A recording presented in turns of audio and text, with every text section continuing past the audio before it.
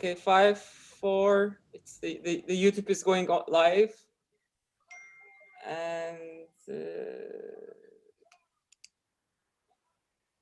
yep. Okay. So good morning, everyone, and welcome to the third day of the Maker Majlis World Refugee Day, organized by the College of Islamic Studies and Hamad bin Khalifa University in partnership with Doha Institute for Graduate Studies. My name is Emme Hanem. I have BA and Master in Social Work and a PhD ongoing in the same field. I'm also, I'll be with you moderating this day together with my colleague Hiba Shihab. She's a master's student in the Doha Institute for Graduate Studies and also an LAU graduate BA Social Work.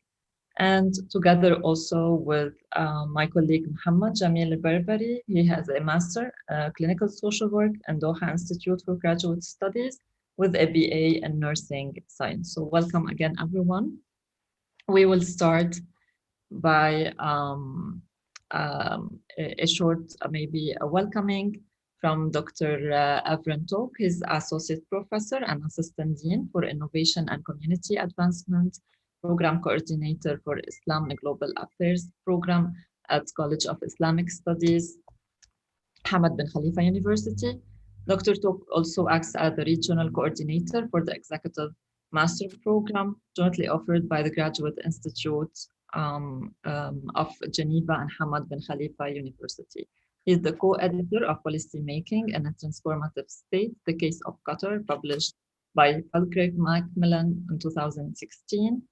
His recent publications, Global Governance and Muslim Organizations, published by Falkirk Macmillan and Innovating South Cooperation by University of Ottawa Press in 2020.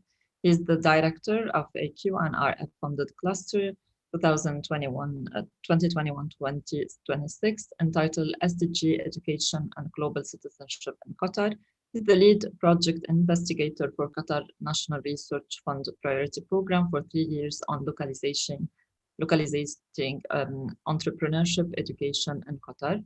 He's the founder of the Maker Space entitled Maker Majlis Islam and a Global World, which received Qatar Sustainability Award under Best University Initiative in 2020. Welcome, Dr. Tok, and the floor is yours.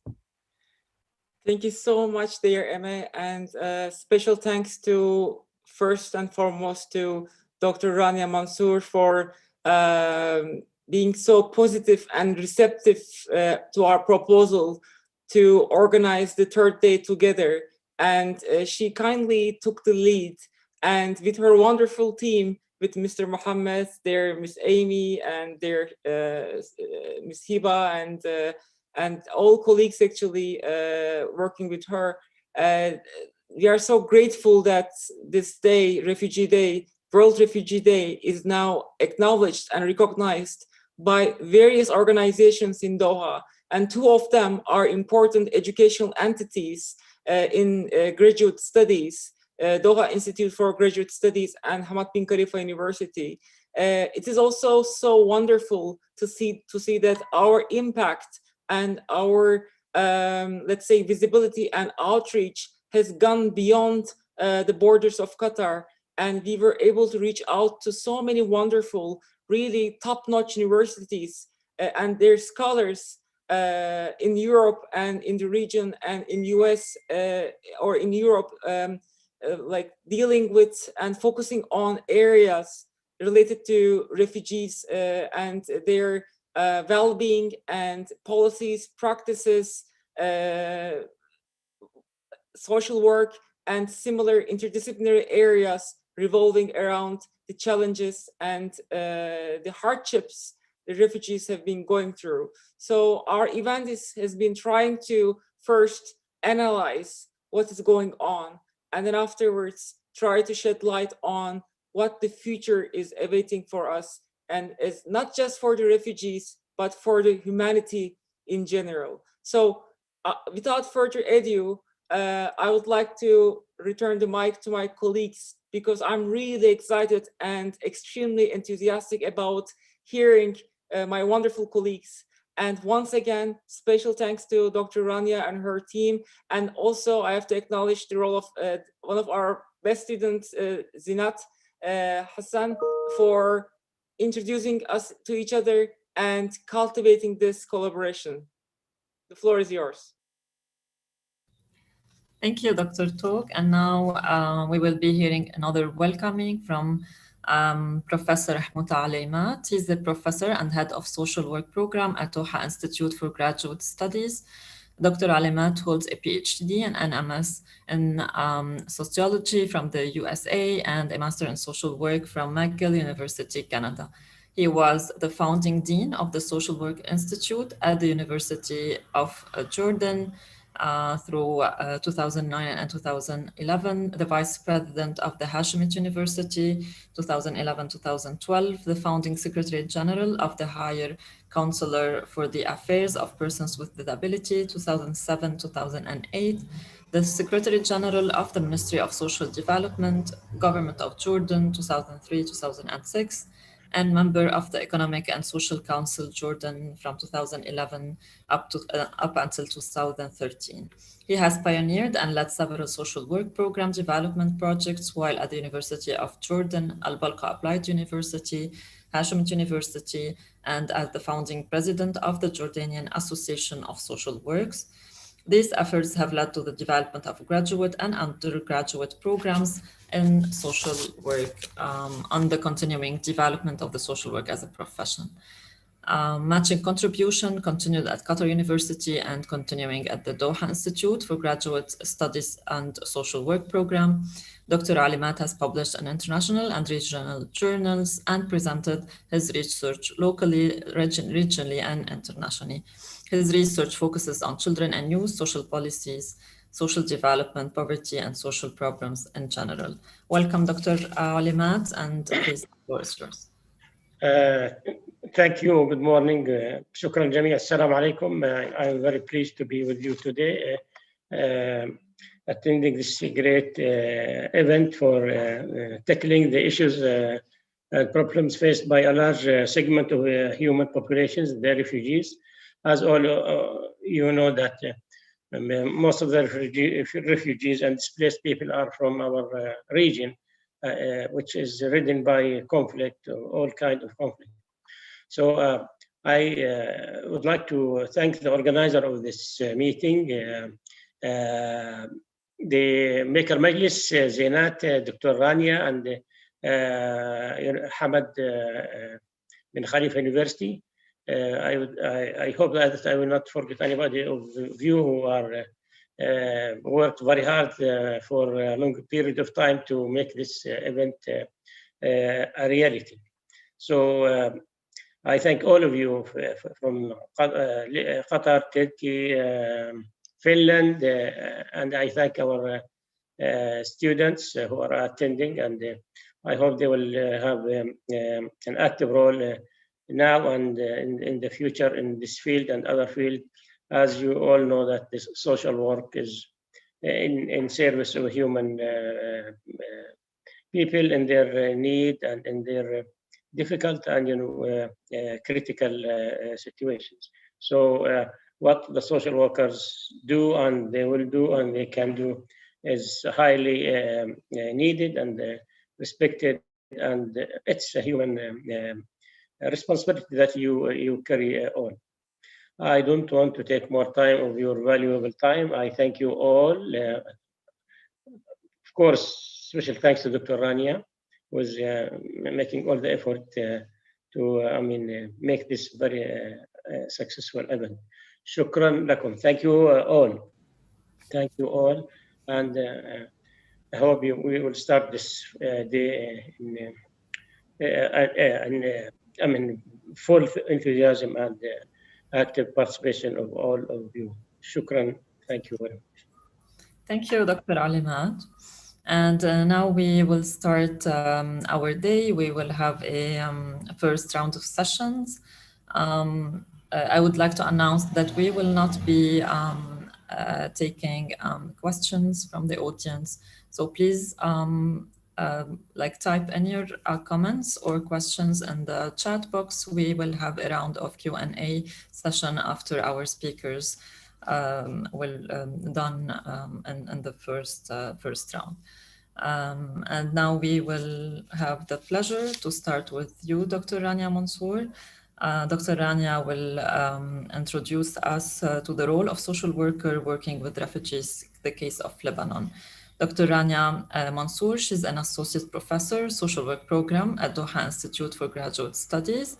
She has a PhD in social psychology and 2 masters in social work and community development. She worked as chair of social work department at the Faculty of Public Health in the Lebanese University in Lebanon. She worked also as a professor in Haigazian University and MUBS University in Beirut, along with a coordination role of social program at National Institution of Social Care and vocational training. She has experience in capacity building also as lead to the start a smart center in Lebanon, in addition to her expertise in social work and education, refugees issues, international academic cooperation, and social work. Thank you, Rania, for joining us, and the floor is yours. Yeah, thank you very much, Eme, for the introduction.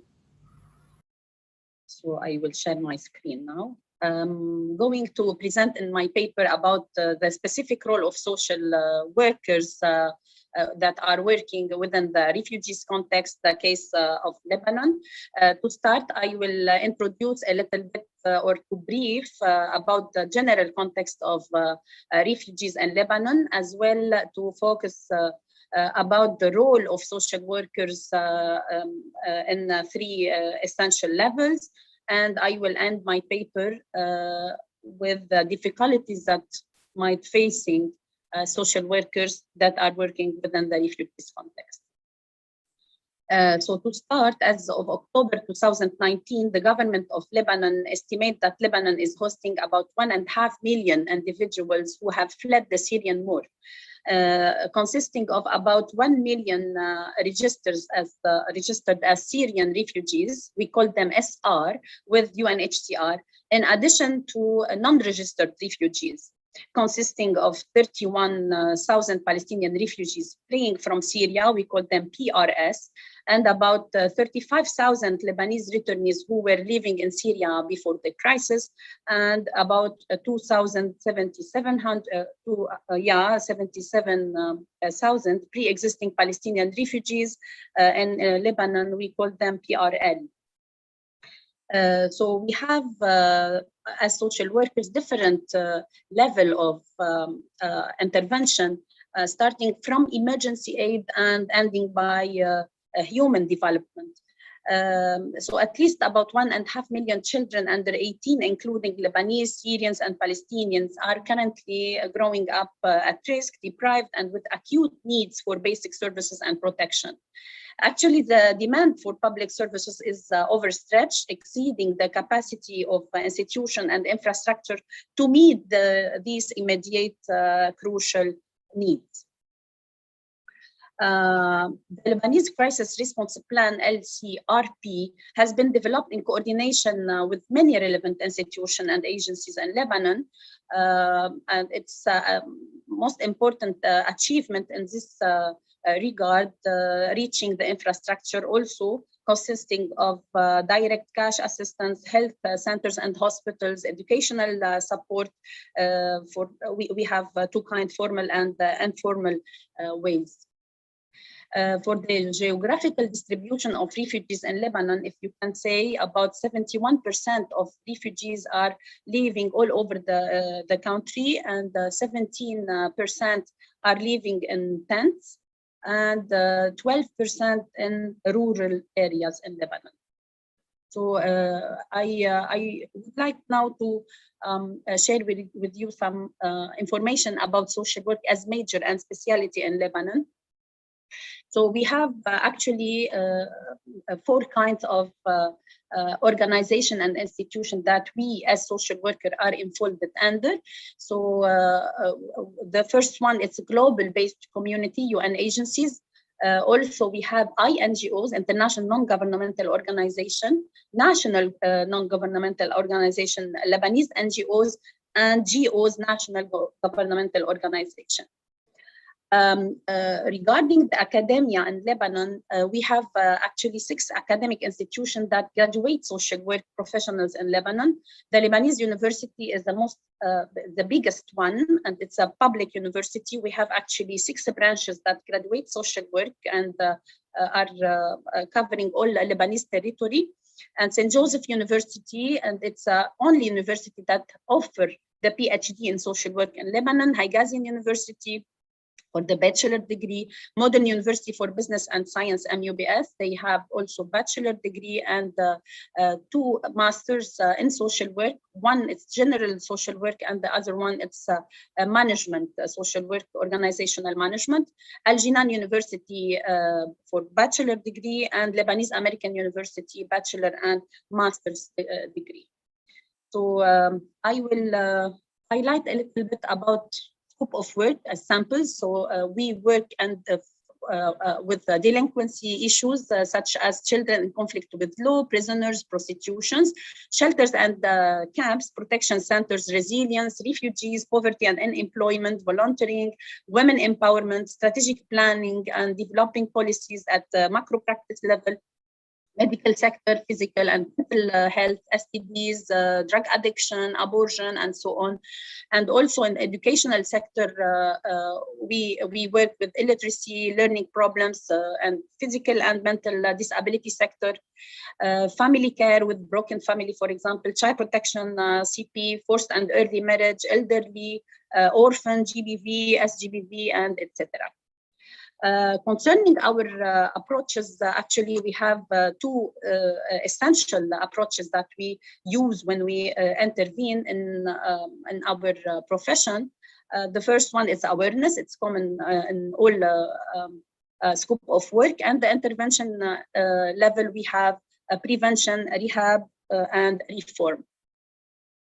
To start with the role of social worker within the migration or refugees sector, actually we have accumulated experience in this field, started with the Palestinian crisis in 48, as well as the influence of the Iraqi and Sudanese crisis, and finally, as you know, with the Syrian crisis.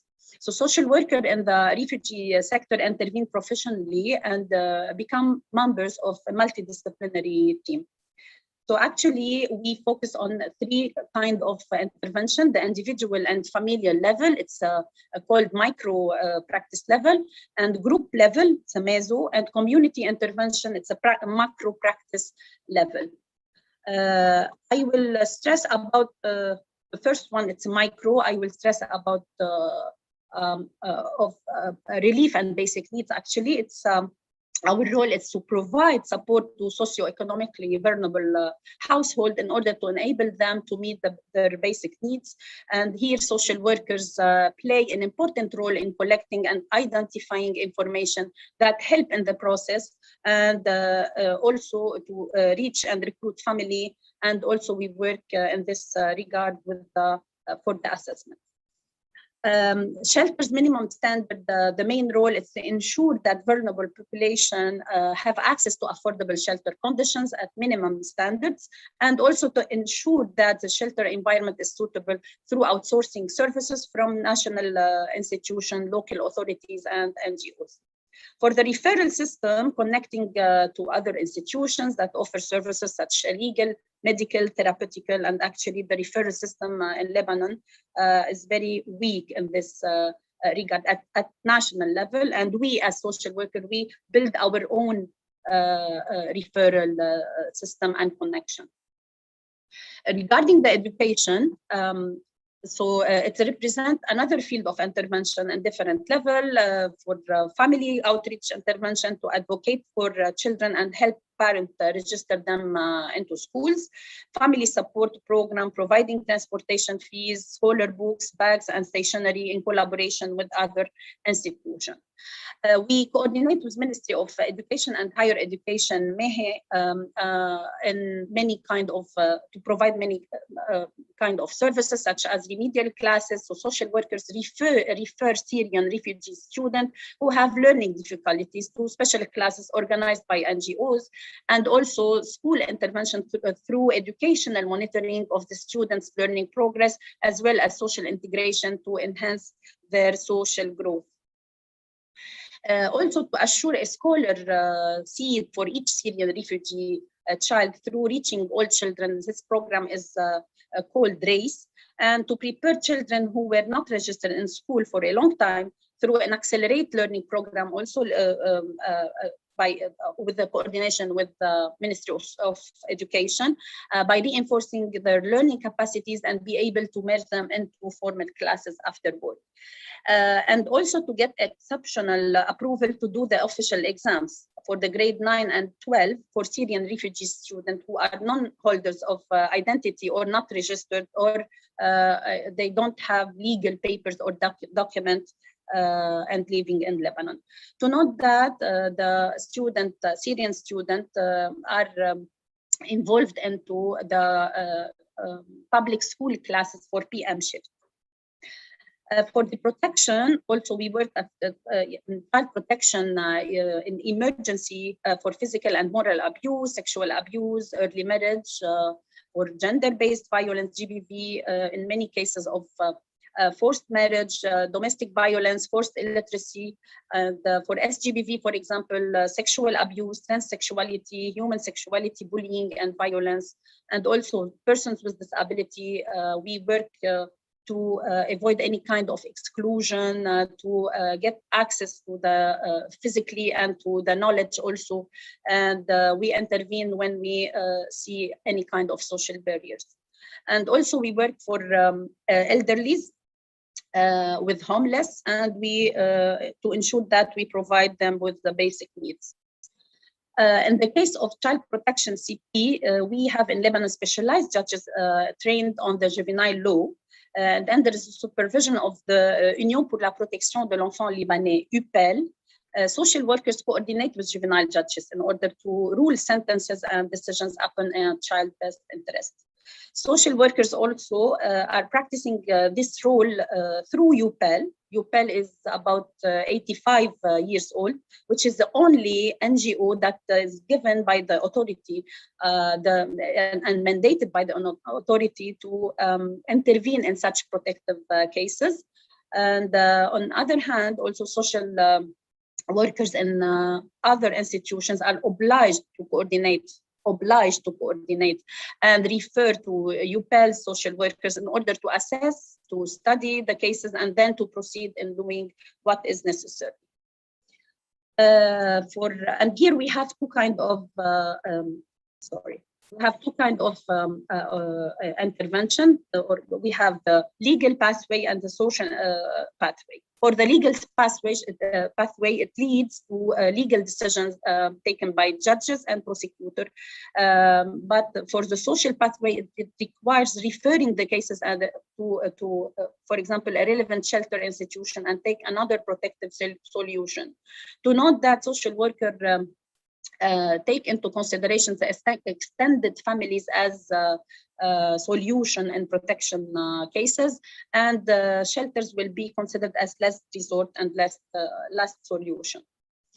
Regarding the physical and mental health, so we don't have in Lebanon exact financial system by Ministry of Public Health to cover medical and operational needs, except that developed by UNHCR. And even though we have UNHCR could cover only an amount of the fees, I mean a percentage. So we have also medical follow-up services offered by both Ministry of Social Affairs, MOSA, and Ministry of Public Health through their medical center, and they offered and provide services for primary health care only. social workers are considered as key persons that refer the family for medical services, and also may refer the medical centers, vice versa, may refer to social workers on critical cases requiring direct intervention, such as illegal pregnancy, GBV, SGBV cases, neglect, and so on. Social workers also identify and refer severe psychological cases that require specialist attention to the relevant NGOs or INGOs, and to note that the sessions specialized intervention from specialists is very, very, very costly and expensive. Now I will stress a little bit about the meso level, group level intervention, which it represents an intermediary method between the individual and the familial from a side, and the community intervention from other side. Social workers develop activities in this regard that respond to the refugees' needs related to children, parents, and sometimes both. Small groups are the most important target for social worker intervention in order to improve parental cooperation toward registering their children in school, and to provide family guidance to address essential home management and parental skills, and for PSS psychosocial support implemented by social workers also, which have shown great indicator for psychosocial growth and well-being of refugees. First, I will start by the home-based activities. There are two ways, or either to gather camp children living in the same space, part of the camp room, or outside in a suitable place at the same location where is located the camp, or to gather parents with the children in their camp unit and conducting activities to enrich parent-children positive interaction. For the street activities, actually, also at meso level intervention, social workers also intervene with street children by gathering them and conducting activities on the spot, in the street, in a safe space beside the street, in coordination with the municipality and sometimes with other instances or involved instances.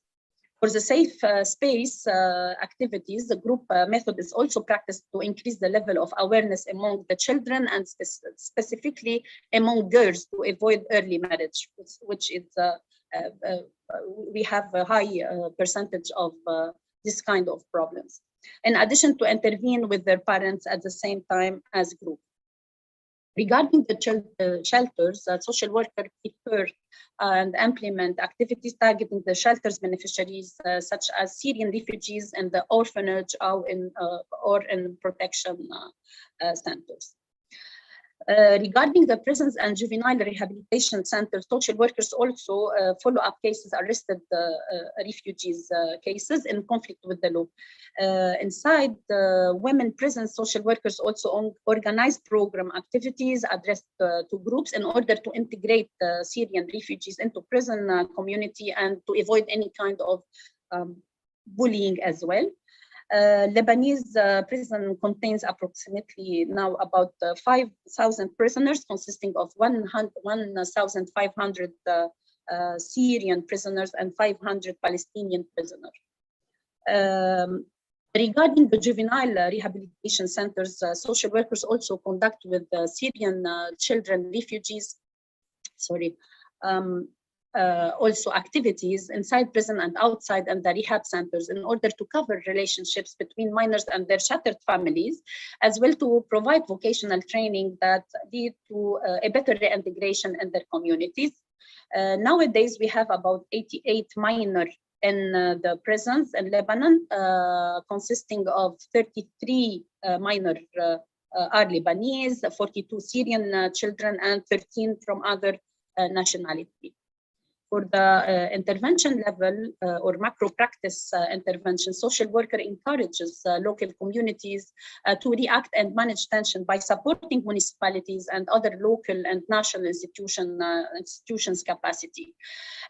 We have actually a great experience between MOSA, Ministry of Social Affairs, and UNDP have designed a special program that focuses on dialogue between the Lebanese hosting communities and the Syrian refugees, and building committees that would suggest needed services and sometimes to solve some problems that are facing. For psychodrama is one of main activity conducted by social workers also, such as assessing topics or create scenarios. So social workers design programs that tackle community problems in general and to address tensions resulting from the profound impact of the crisis on local community, as well as to deal with tensions generated by the crisis and make efforts to manage it peacefully. Now it's about the difficulties that facing social workers. So first of all, it's about strategic plans, national strategic plan. Despite the crisis that we had experienced in the past 40 years, actually, and unfortunately, we don't have any national strategic plan for social work that would be developed by MOSA, Ministry of Social Affairs, that responding to the crisis intervention of refugees matter. And social worker, private sector, NGOs and UN agencies created their own, as I mentioned before, their own activities through their, by themselves, I mean. So they have a project and the program and activities through their assessment or need assessment they have been done by themselves, and very limited projects are also in collaboration with MOSA, but very, it's rare actually. Regarding the referral system, regarding the referral system, the governmental referral system is very limited and needs to be extended actually and disseminated to contain all sectors and special kinds of services to cover all Lebanese territory in which Syrian refugees are located.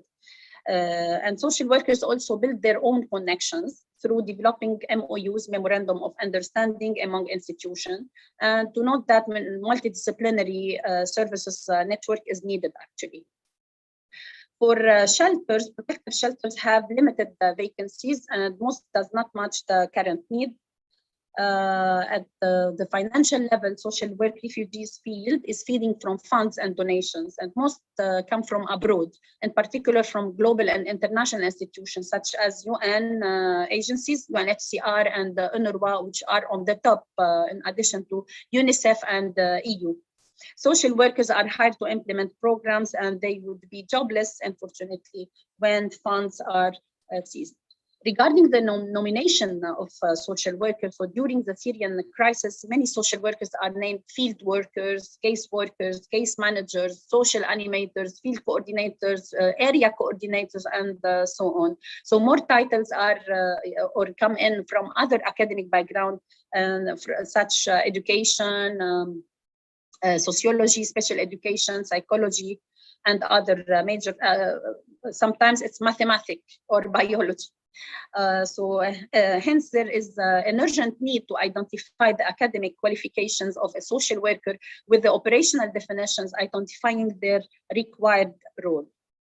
Regarding the culture, also is considered as a challenge facing social workers with refugees, even though refugees are coming from Syria, it's an Arabic country, but there are many cultural differences related to the accent, for example, attitudes, norms, and value. There are Syrian refugees, there are Palestinian refugees, Lebanese coming from Syria affected by its crisis.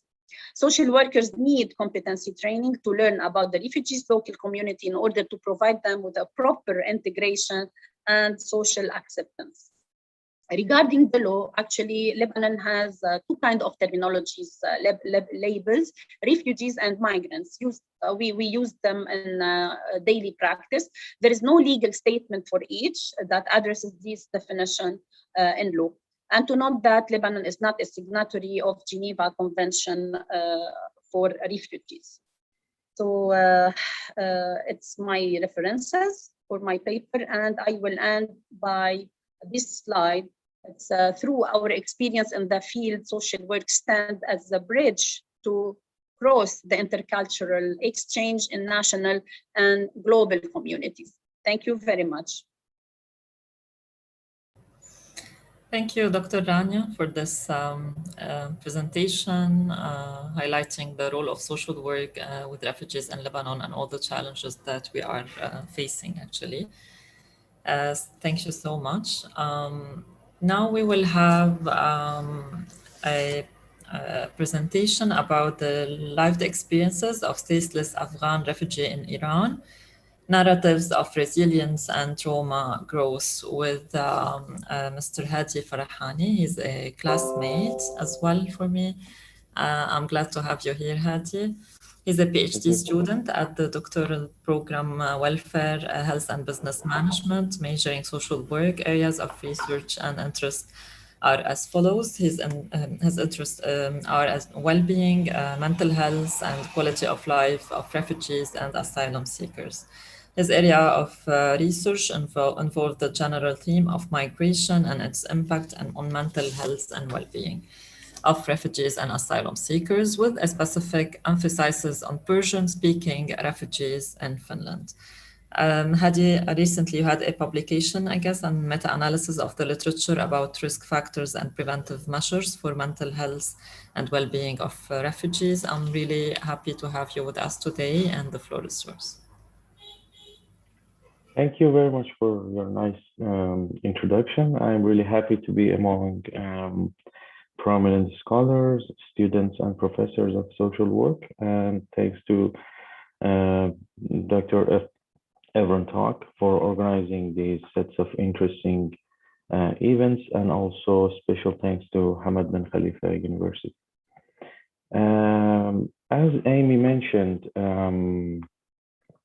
is it possible to share my screen? Yes, you should be able. Yeah, there's a message that host disabled participants screen sharing. Okay, so Yeah, I just changed right now, Mr. Hadi. You should be able to share right now. Thank you. Yeah, it's working now. Yeah.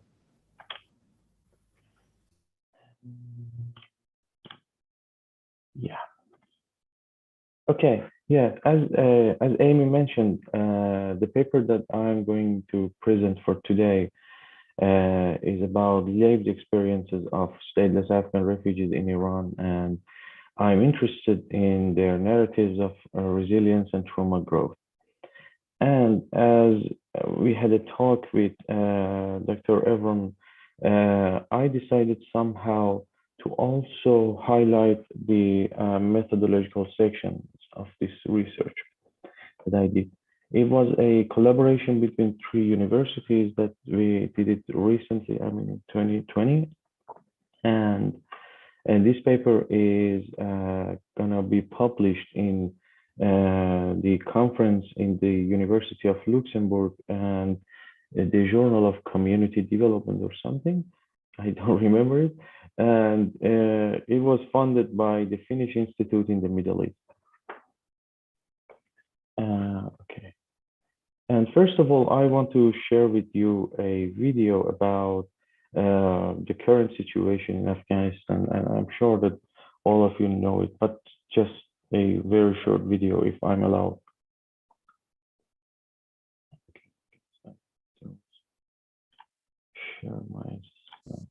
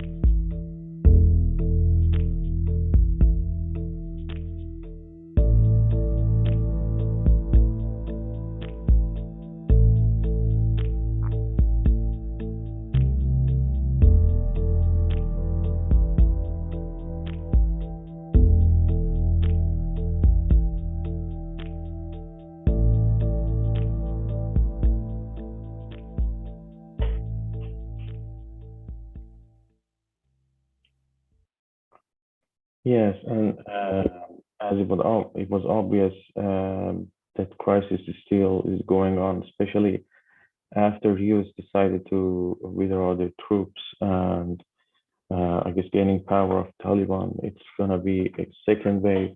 I mean, there has been rounds of waves of migration in Afghanistan, but it's gonna be more waves, I guess. And so, if I might continue, yeah, here I tried. First of all, I want to mention that where did I got the idea of doing a research of the situation of stateless Afghan refugees in Iran? Well, I use my sociological background in MA, and I remember that as a classics of sociology mentioned that personal engagement is the first derivative of choosing one topic. And I guess choosing um, stateless Afghan refugees was my personal engagement when I was living in Iran. And I was witnessing that they are great parts of Iranian society, but yet victims of discrimination and having no civil rights at all. So it made me to do a research about them, and I raised the idea with the supervisors, and they were excited. And also, we tried to uh, get support from multiple organizations. Yeah, and but also I have to mention that in modern era, we have to be more careful because this personal engagement sometimes doesn't work, and we have to, uh, for example, big organizations outsourcing their research needs, and most of the times the research that we do is not what we really want to do. But I was fortunate that this paper was one of my concerns, and I'm happy for that. Yeah, and in this slide, I have concisely mentioned the history of migration, the long history of migration in Afghanistan, and the recent one, which started in 2015. Some of the elements are uh, ever-existing security problems and sectarian wars within. I mean, there are various insurgent groups like Taliban, like Haqqani group, and other groups that they never rest. And also this prolonged and intermittent peace, which depends, for example, on international forces occupying Afghanistan, whether US, Soviet, or other, or NATO. Yeah, and all of these, I mean, I try to concisely mention these histories because I was thinking that there is like migration flows depending on each history part, like what happened in 1992, what happened recently in 2015. Yeah, and in this slide, I tried to mention that the migration flows of Afghan immigrants, for example, some of them move directly from Afghanistan to other countries through quota as quota refugees, but most of them they don't have any options unless moving to neighboring countries such as Iran, Pakistan, or other countries. But the reason that they choose Iran or Pakistan is that they have so many in common regarding culture or regarding language, and yeah. So, but as you, as I'm gonna talk more about that, Iran is considered a transit country.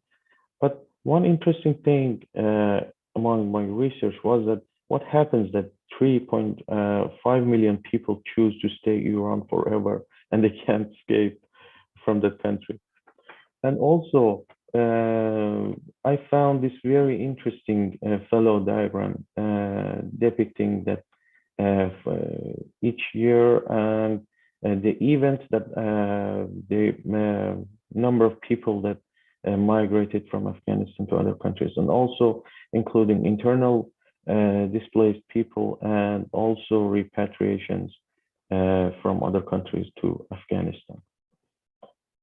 I hope that you can see the details in these slides.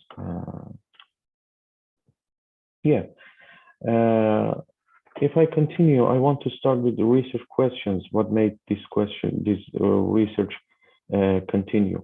The initiative questions were exploring that how Afghan refugees conceptualize their daily living experiences in an Iranian society. And the other questions were what were their life strategies and resiliences facing these ever-existing challenges in an Iranian society. And also, I wanted to probe their lived experiences of being stateless. And also, I wanted to concentrate on positive changes that happened in their lives, not only negative things. Because as you know, negativity has cascading effects, and I wanted to concentrate more on positive changes in their lives. For my methodology, I want to add something that we cannot thrust a method into a topic. And I believe that, and I have learned that my topic has implications for methodology. For example, to do this research, I had to do a qualitative study, and I chose and I decided that narrative theory and methodology are the best. And because, for example, when we choose a topic that there are less information or the existing information is biased and you don't believe that they are true, so you have to do a bottom-up research and you have to do a practice research, which means that you have to define research priorities using your sample population. And what we did here was that we had one focus group with key informants, with Afghan stateless refugees themselves, and we asked them actually what are their priorities in research. And we realized that they have a lot of priorities, and the first obstacle here is that we don't know them really that much. And the information, as I said, was biased. And for example, UN tries to have an understanding of what's going on about refugees in Iran, and they outsourcing their research to official Iranian organizations, which they don't tend to, you know, say that they are not doing good for Afghan refugees. So I decided to do this to raise their stateless Afghan refugees' voices to people to hear them. And what we did was we did 34 interviews with the stateless Afghan refugees, and we chose snowball sampling, and which I'm going to also mention that what was the difficulties among in the way of doing this research. And after getting the interviews, we analyzed the data using in vivo software, which is a qualitative software for analysis. And yeah, we tried to mine sampling methods, not to be biased, and we recruited, as I said, participants from various types of stateless refugees in Iran, regarding genders, ages, education, ethnicity. And myself, I did the interviews in Derry in the year 2020, and each interview lasted on average 45 minutes and 1 hour. Yeah, there are some methodological issues or considerations with doing research with Afghan refugees. One important thing was that especially stateless Afghan refugees, which become undocumented after a while when they first there are multiple ways entering Iran, but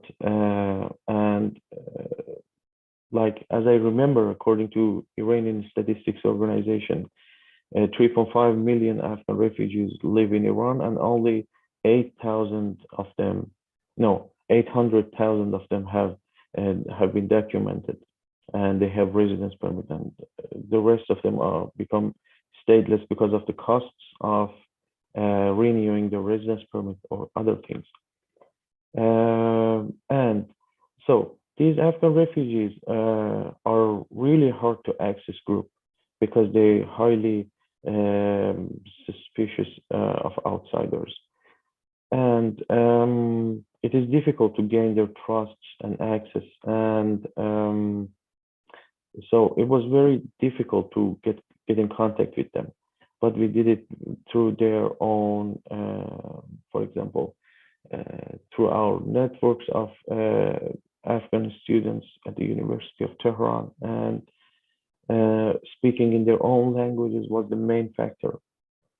And also, as I said, before initiating the study, we conducted a preliminary key informant focus group or interview with especially their community leaders and clergy in Afghan communities.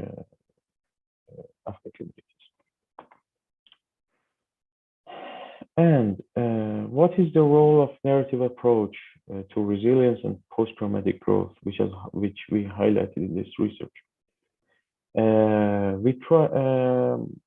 I want to mention the connection between a narrative approach to resilience. And as I said, our research topic was the key distinguisher of why we chose this narrative approach. And narrative approach is concerned with internalized understandings of people from themselves, and also provides in-depth knowledge of how these understandings form and influence people's encounter with other humans and wider social context. And what is central in this narrative approach to resilience is their people's stories and scripts. And also narratives shape how we think, feel, and behave as individual. So if I want to clarify more, this narrative approach was really helpful, and it helped us to start our research from bottom up. And so what it helped us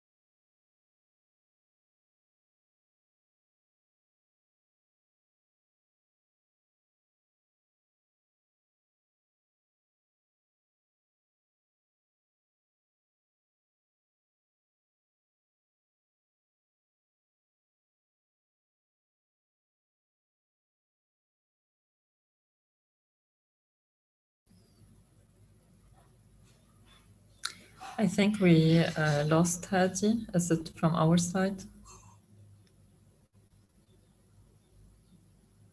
Can anyone hear me? Yes, Amma, we can hear you. Yeah, I think we lost him. Yeah, like it seems technical issue. So from his side, I guess. Yes, from his Yeah, side. yeah. Shall we wait for a couple of minutes, or? I think so, and then we will proceed after. I will try to reach him on WhatsApp.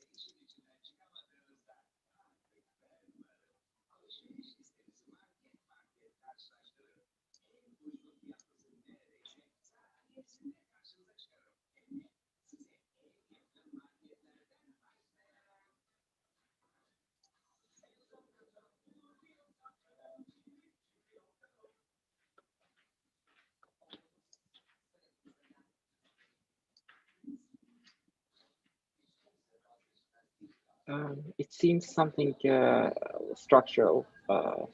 Yeah, I couldn't reach him. So I think we will proceed with our next session, and then if he's back with us, we will give him later on the floor. So Hadi was introducing us to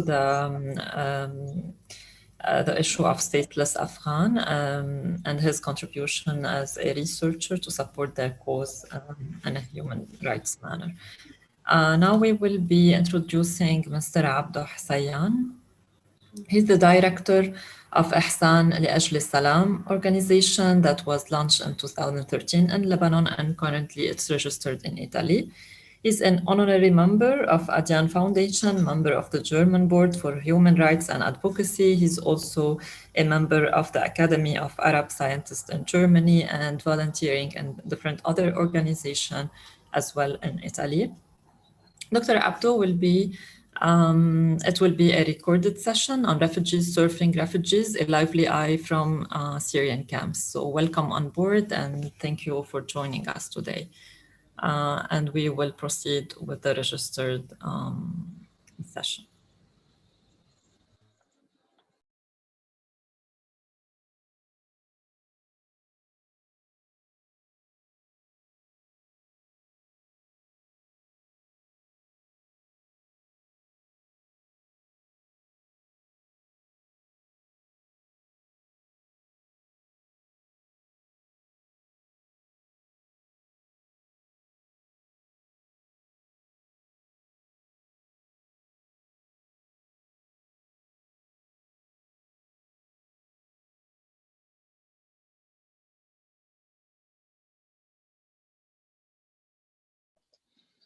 Dear Alina, Bayan, who is actually putting it on? Is there a problem?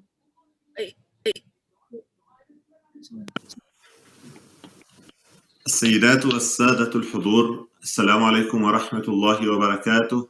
أسعد الله أوقاتكم بكل خير، وأشكر جامعة حمد بن خليفة على منحي شرف الحضور معكم والتحدث إليكم، طالبا من الله أن يكون هذا اليوم هو بداية لتعزيز الوقوف مع كل من أطلق عليه العالم اسم لاجئ، كما أوجه تحية حب واحترام وتقدير لقطر الشقيق حكومة وشعبا لوقوفهم إلى جانب اللاجئين السوريين وتقديم يد العون لهم.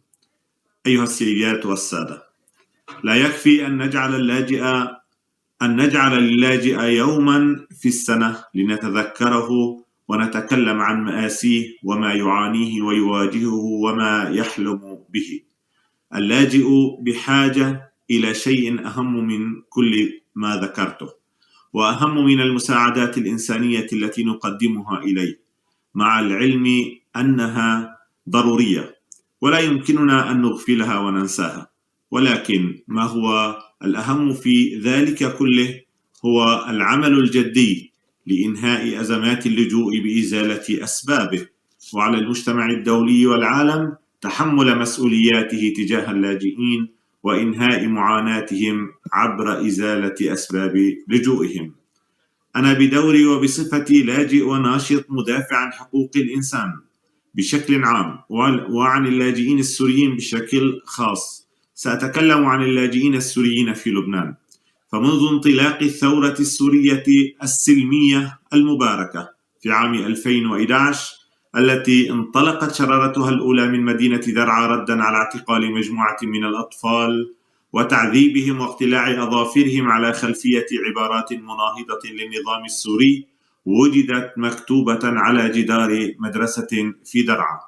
انطلقت المظاهرات وانتشرت تقريبا على كامل الأراضي السورية، ولكن عنجهية النظام السوري وديكتاتوريته أبت ورفضت أن تسمع صوت الشارع، وجن جنون النظام ولم يصدق ما حصل، بل ولم يتوانى عن إطلاق النار على المتظاهرين واعتقالهم واتهامهم بالخيانة والعمالة الخارجية من أجل خلق فتنة في سوريا، وسخر كل أجهزته الإعلامية للترويج لهذه الاتهامات. وطبعا كان يظن الشعب السوري أن العالم سيقف إلى جانبه في ثورته وسيناصره لنيل حقوقه، ولكن للأسف لم يكن هناك موقف دولي من هذه الثورة السلمية، وتحولت هذه الثورة في نهاية عامها الأول إلى ثورة مسلحة للأسف. وهذا ما كان يسعى له النظام السوري الذي كان قد جهز تنظيمي النصرة ومن ثم داعش ليخترقوا جسم الثورة السورية المباركة وليبرر للعالم الحرب التي يشنها ضد شعبه. وبعدها بدأ النظام بحرب إبادة وتهجير على الكثير من المناطق الثائرة كما في بلد القصير وباب عمرو والغوطة وحماة وغيرها من الأراضي السورية والمناطق السورية. وبذلك بدأت الناس بالهروب بشكل كبير جدا من سوريا. وبالنسبة للنازحين في لبنان أغلبهم من مناطق قريبة من لبنان، أو أنهم استطاعوا تأمين طريق آمن إلى لبنان فقط ولم يكن أمامهم خيارات أخرى. وكما تعلمون أيها الأحبة أن الشعب اللبناني والسوري تربطهم علاقات اجتماعية واقتصادية وتاريخية، وباعتبار لبنان هو البلد المحاذي لسوريا ويشترك معه في حدود طويلة، وكانت هذه الحدود عبر السنوات التي سبقت الثورة السورية شبه مفتوحة بين البلدين. وبالنسبة للمناطق القريبة من الحدود كان من السهل عليهم الهروب باتجاه لبنان.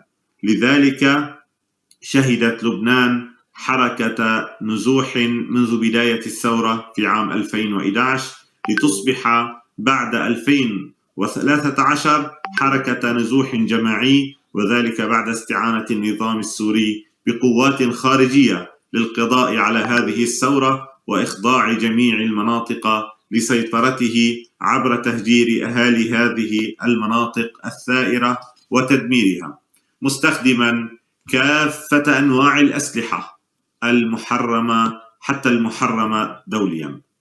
يتخطى عدد اللاجئين السوريين في 2015 مليوني نازح على الأراضي اللبنانية فقط، أي ما يعادل تقريبا عدد نصف الشعب اللبناني، مما خلق أزمة إنسانية كبيرة في لبنان، وخاصة أن لبنان لم يوقع على اتفاقية اللجوء في عام 1951، وهو يعاني من عجز اقتصادي ولم يمض وقت طويل على خروجه من حرب أهلية وحرب مع إسرائيل.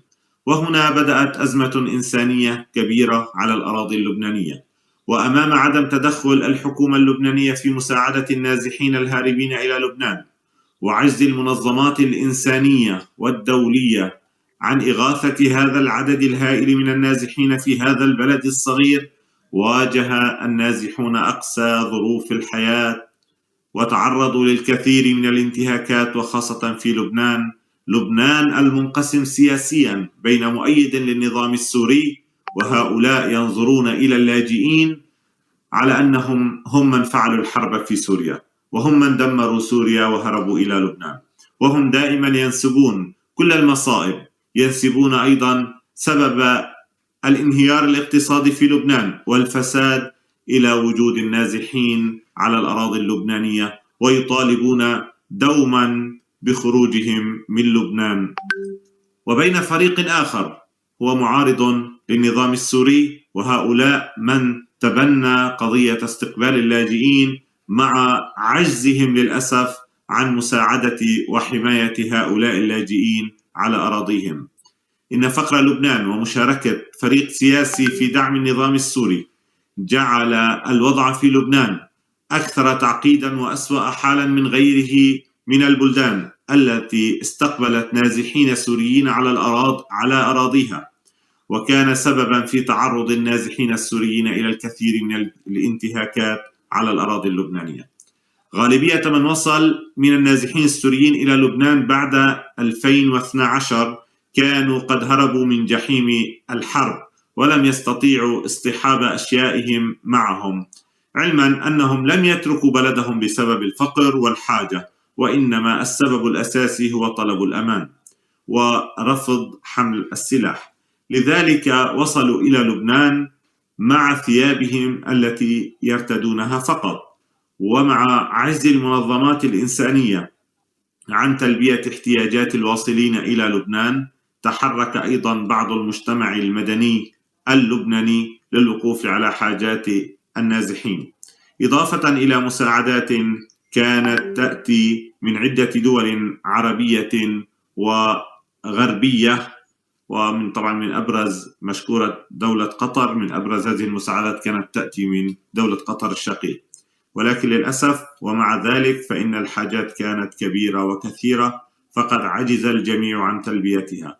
والقانون اللبناني يمنع إقامة مخيمات على أراضيه، ولكن مع وجود هذا الكم الهائل من البشر كان لابد من مخالفة هذا القانون وإقامة مخيمات عشوائية بجهود فردية ومحلية لإيواء العائلات التي وصلت حديثا ولا مكان لإيوائها. وللأسف أيضا هذه المخيمات لا تقي برد الشتاء ولا حر الصيف، وغير مجهزة لمقاومة العوامل الجوية.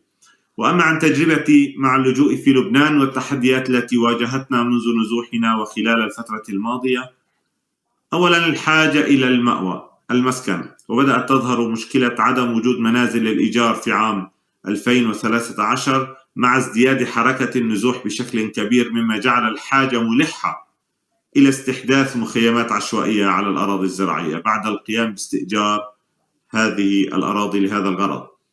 والسكن في خيمة لم يكن خيارا لأي نازح، وإنما هو الطريق الوحيد للحصول على مأوى، مع الصعوبة البالغة في تأمين قطعة أرض لإنشاء خيمة أو مخيم.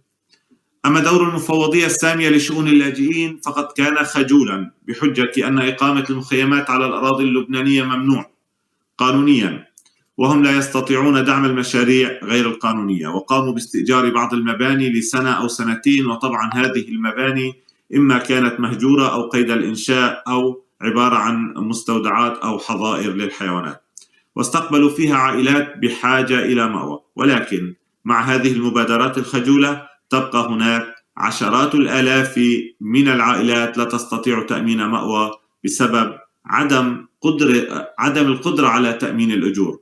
وهنا رأينا في كثير من الخيم التي استحدثت قد سكن فيها عائلتان وربما 3 عائلات لعدم وجود البديل. ويبقى موضوع تأمين السكن أو تأمين أجرة السكن هي الحاجة الأكبر عند معظم النازحين.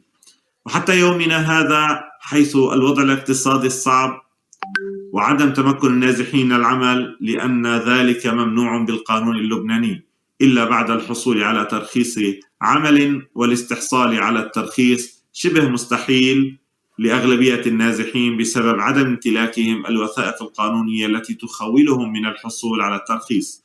وأول هذه الوثائق هي رخصة الإقامة، ويبقى عدد بسيط من النازحين يعملون في مجال النظافة أو الزراعة أو البناء كعمال وليس كأرباب عمل، كل ذلك في ظل عجز المفوضية السامية لشؤون اللاجئين عن تقديم يد المساعدة في هذا المجال إلا لعدد محدود. ويبقى أكثر من 90% من النازحين عرضة للطرد في بيوتهم أو خيامهم أو الكراجات التي يسكنوها، وذلك بسبب عجزهم عن دفع الأجور والمستحقات للمالكين. وزاد الوضع سوءا ما آل إليه الوضع الاقتصادي في لبنان، وخاصة بعد ثورة 17 من تشرين عام 2019 التي قامت ضد الفساد والغلاء في الأسعار واستهتار الحكومة بأوضاع الشعب اللبناني. أما عن الوضع الإغاثي، الطعام والشراب والحاجات الأساسية من لباس ووسائل تدفئة، هنا نجد أيضا عجز في تأمين نظام غذائي بحد أدنى، ولذلك نجد الكثير من المشاكل الصحية عند الأطفال، وخصوصا عند الأطفال وبشكل عام عند جميع النازحين بسبب الفقر. وهذه الحاجة ليست جديدة وإنما هي مترافقة مع وصول العائلات إلى لبنان.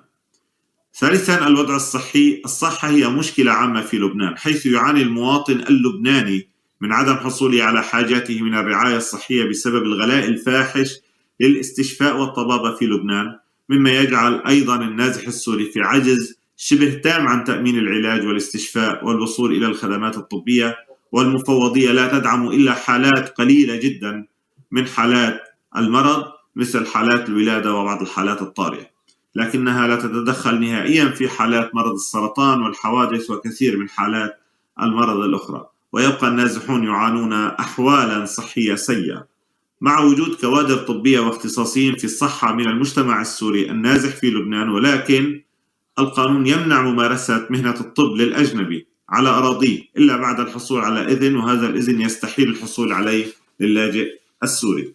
لذلك خسر المجتمع النازح فرصة عظيمة في الاستفادة من الكوادر الطبية السورية الموجودة في هذا المجتمع على الأراضي اللبنانية، والتي لو تم استغلالها لكانت ساعدت كثيرا في تأمين الرعاية الصحية للنازحين وأيضا أصحاب الدخل المحدود من اللبنانيين، مما دفع العاملين في المجال الصحي بما فيهم الأطباء والممرضين إلى العمل في قطاعات الزراعة والبناء لتأمين المعيشة، وبدأوا بتقديم طلبات الهجرة خارج لبنان، وفعلا لم يبقى منهم إلا القلة القليلة جدا، ويعملون كمتطوعون مع منظمات خيرية محلية تعمل في مجال الصحة أو في مجالات أخرى. حاجة التعليم، وهنا الكارثة الكبرى برأيي. وصل عدد الأطفال النازحين السوريين في لبنان حوالي 500,000 طفل، وقد تم تسجيل ثلثهم في مدارس رسمية لبنانية بدوام خاص بعد الظهر، وهؤلاء واجهوا صعوبات عديدة أهمها اختلاف المنهاج بين السوري واللبناني، مما جعل عدد كبير منهم يتسرب من المدرسة ويتجه إلى العمل لتأمين لقمة العيش. والثلث الثاني تم تسجيلهم في مدارس خاصة غير رسمية وغير معترف بها من قبل الحكومة، أقامتها جمعيات محلية ومبادرات من معلمين سوريين لإنقاذ ما أمكن من الأطفال من الجهل والأمية، ولكن هذا القطاع يدرس مناهج تعليم مختلفة ولم يلتزموا المنهج الرسمي، ولا يحصل الأطفال فيها على شهادة رسمية، أي أنهم لا يستطيعون دخول الجامعة عندما ينتهون من دراسة المرحلة الثانوية. ويعيش هؤلاء وأهاليهم خيبة أمل بعد حصولهم على شهادات ثانوية غير رسمية، ولا تتعدى أن تكون مجرد صورة تعلق على الجدار.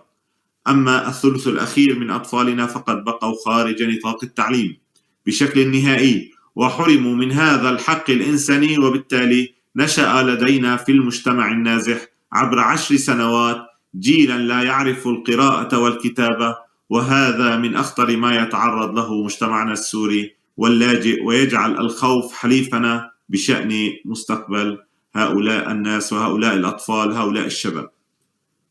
خامسا، الوضع القانوني والأمني. لبنان لم يعترف بالنازحين على أنهم لاجئين على أراضيه، ولم يمنحهم حق اللجوء، واعتبر أنهم سياح على أراضيه، كما أن معظم النازحين دخلوا إلى لبنان بطريقة غير شرعية، وهذا السبب جعلهم لا يستطيعون الحصول على رخصة الإقامة في لبنان، وبالتالي هو أمر صعب جدا بسبب الإجراءات والمستندات المطلوبة والتي لا يستطيع النازح تأمينها، إضافة إلى عدد كبير رفضت الحكومة إعطائهم رخصة الإقامة.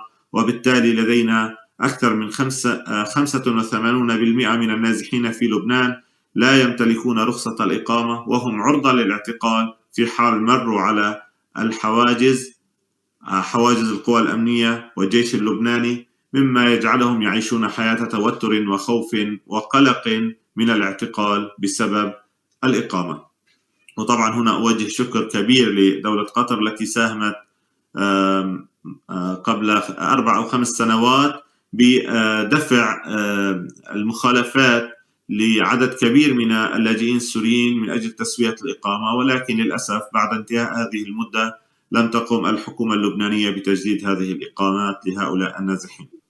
سادسا، موضوع حقوق الإنسان ومنها حقوق الطفل، وهنا يطول الحديث، حيث أن النازحون بكل فئاتهم وأعمارهم وأجناسهم يتعرضون إلى شتى أنواع الانتهاكات، والتي ليس بمقدورهم إيقافها أو الحد منها. ومن يعمل على حمايتهم أو يدعي أنه راعي وحامي لهم قد فشلوا الفشل الذريع في تحقيق منع الانتهاكات. عمالة الأطفال وعدم تمكن أكثر من 150 ألف طفل دخول المدارس، إضافة إلى قضايا العنف والتحرش ضد الأطفال وتزويج الأطفال وبمن فيهم الفتيات في سن مبكر قد يصل إلى 10 أعوام أو 11 عاما بذرائع متعددة وحجج واهية. كما أن الأكثرية من النساء النازحات تعرضن ولا يزلن يتعرضن لكافة أشكال العنف والاستغلال والتمييز وغيرها من الانتهاكات الجسيمة بحق النساء، إضافة إلى حالات الطلاق وانتشار الجرائم بحق النساء، وأيضا حالات الانتحار بسبب الفقر والوضع المزري في لبنان.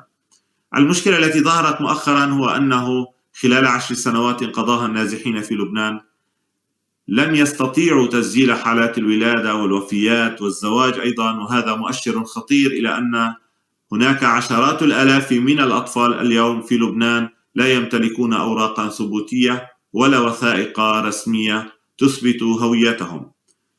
وأيضا الاعتداءات المتكررة على نازحين بشكل فردي وأحيانا أخرى بشكل جماعي، وغالبا ما يتم معاقبة المخيم كاملا في حال حصل خلاف فردي مع أحد أفراد المخيم أو أحد النازحين الذين يسكنون في منطقة معينة. وقد شهدنا حوادث في الفترة الأخيرة أنه تم طرد جميع النازحين من منطقة لبنانية بسبب جريمة ارتكبها شخص نازح سوري في تلك المنطقة، فتم اتخاذ قرار بالهجوم على جميع العائلات النازحة وطردهم خارج المنطقة بالقوة ومنعهم من دخولها ثانية.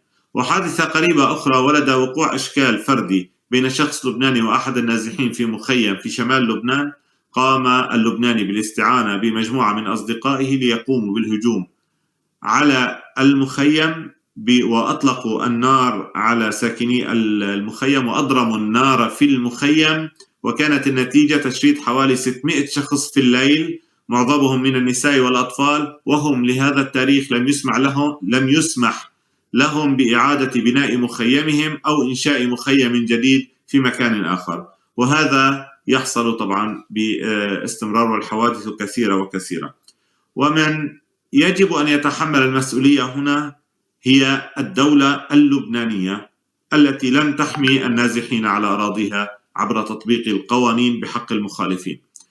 الفترة الطويلة التي قضاها النازحون في لبنان وازدياد سوء الوضع الاقتصادي يوما بعد يوم، والوضع السياسي والإنساني، والإعلام الذي يقوم بهجمات إعلامية ممنهجة مدعومة من سياسيين ضد النازحين في لبنان بهدف الضغط عليهم لإجبارهم على العودة إلى سوريا، كل ذلك يخلق شرخا في العلاقة بين السوريين واللبنانيين بشكل عام. ولكن بالمقابل نرى في كثير من الحالات والمناطق أن هناك اندماج كبير حاصل بين السوري واللبناني.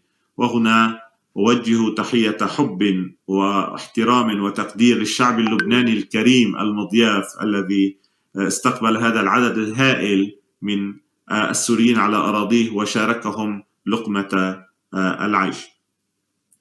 والأخطر والمرعب ما تقوم به الحكومة اللبنانية، وهو ترحيل أو عمليات ترحيل القسري التي يتم فيها تسليم نازحين إلى النظام السوري، وهذا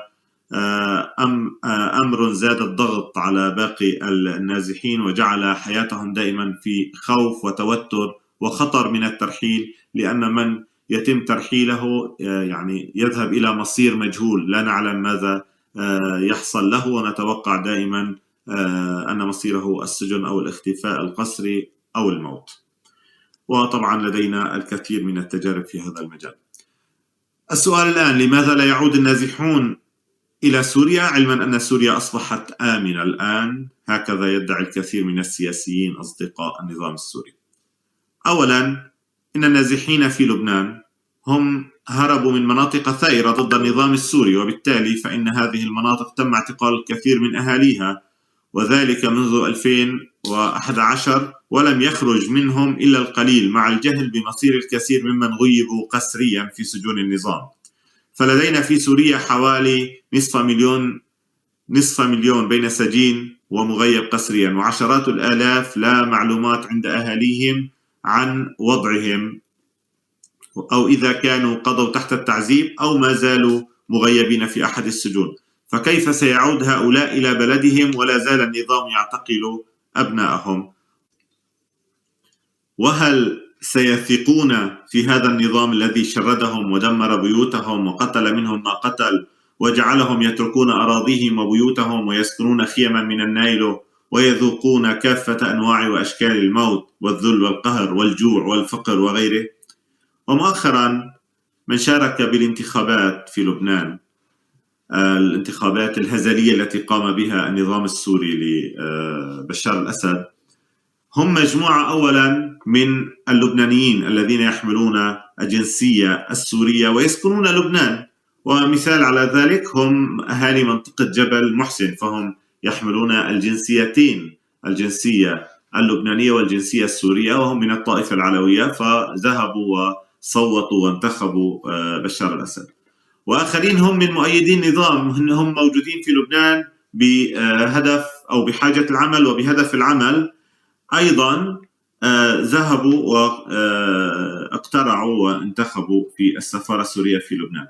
أما الباقين ممن ذهب فقد تم إجبارهم على الذهاب إلى هذه الانتخابات الهزلية عن طريق تهديدهم من جهات حزبية وسياسية في لبنان موالية للنظام السوري.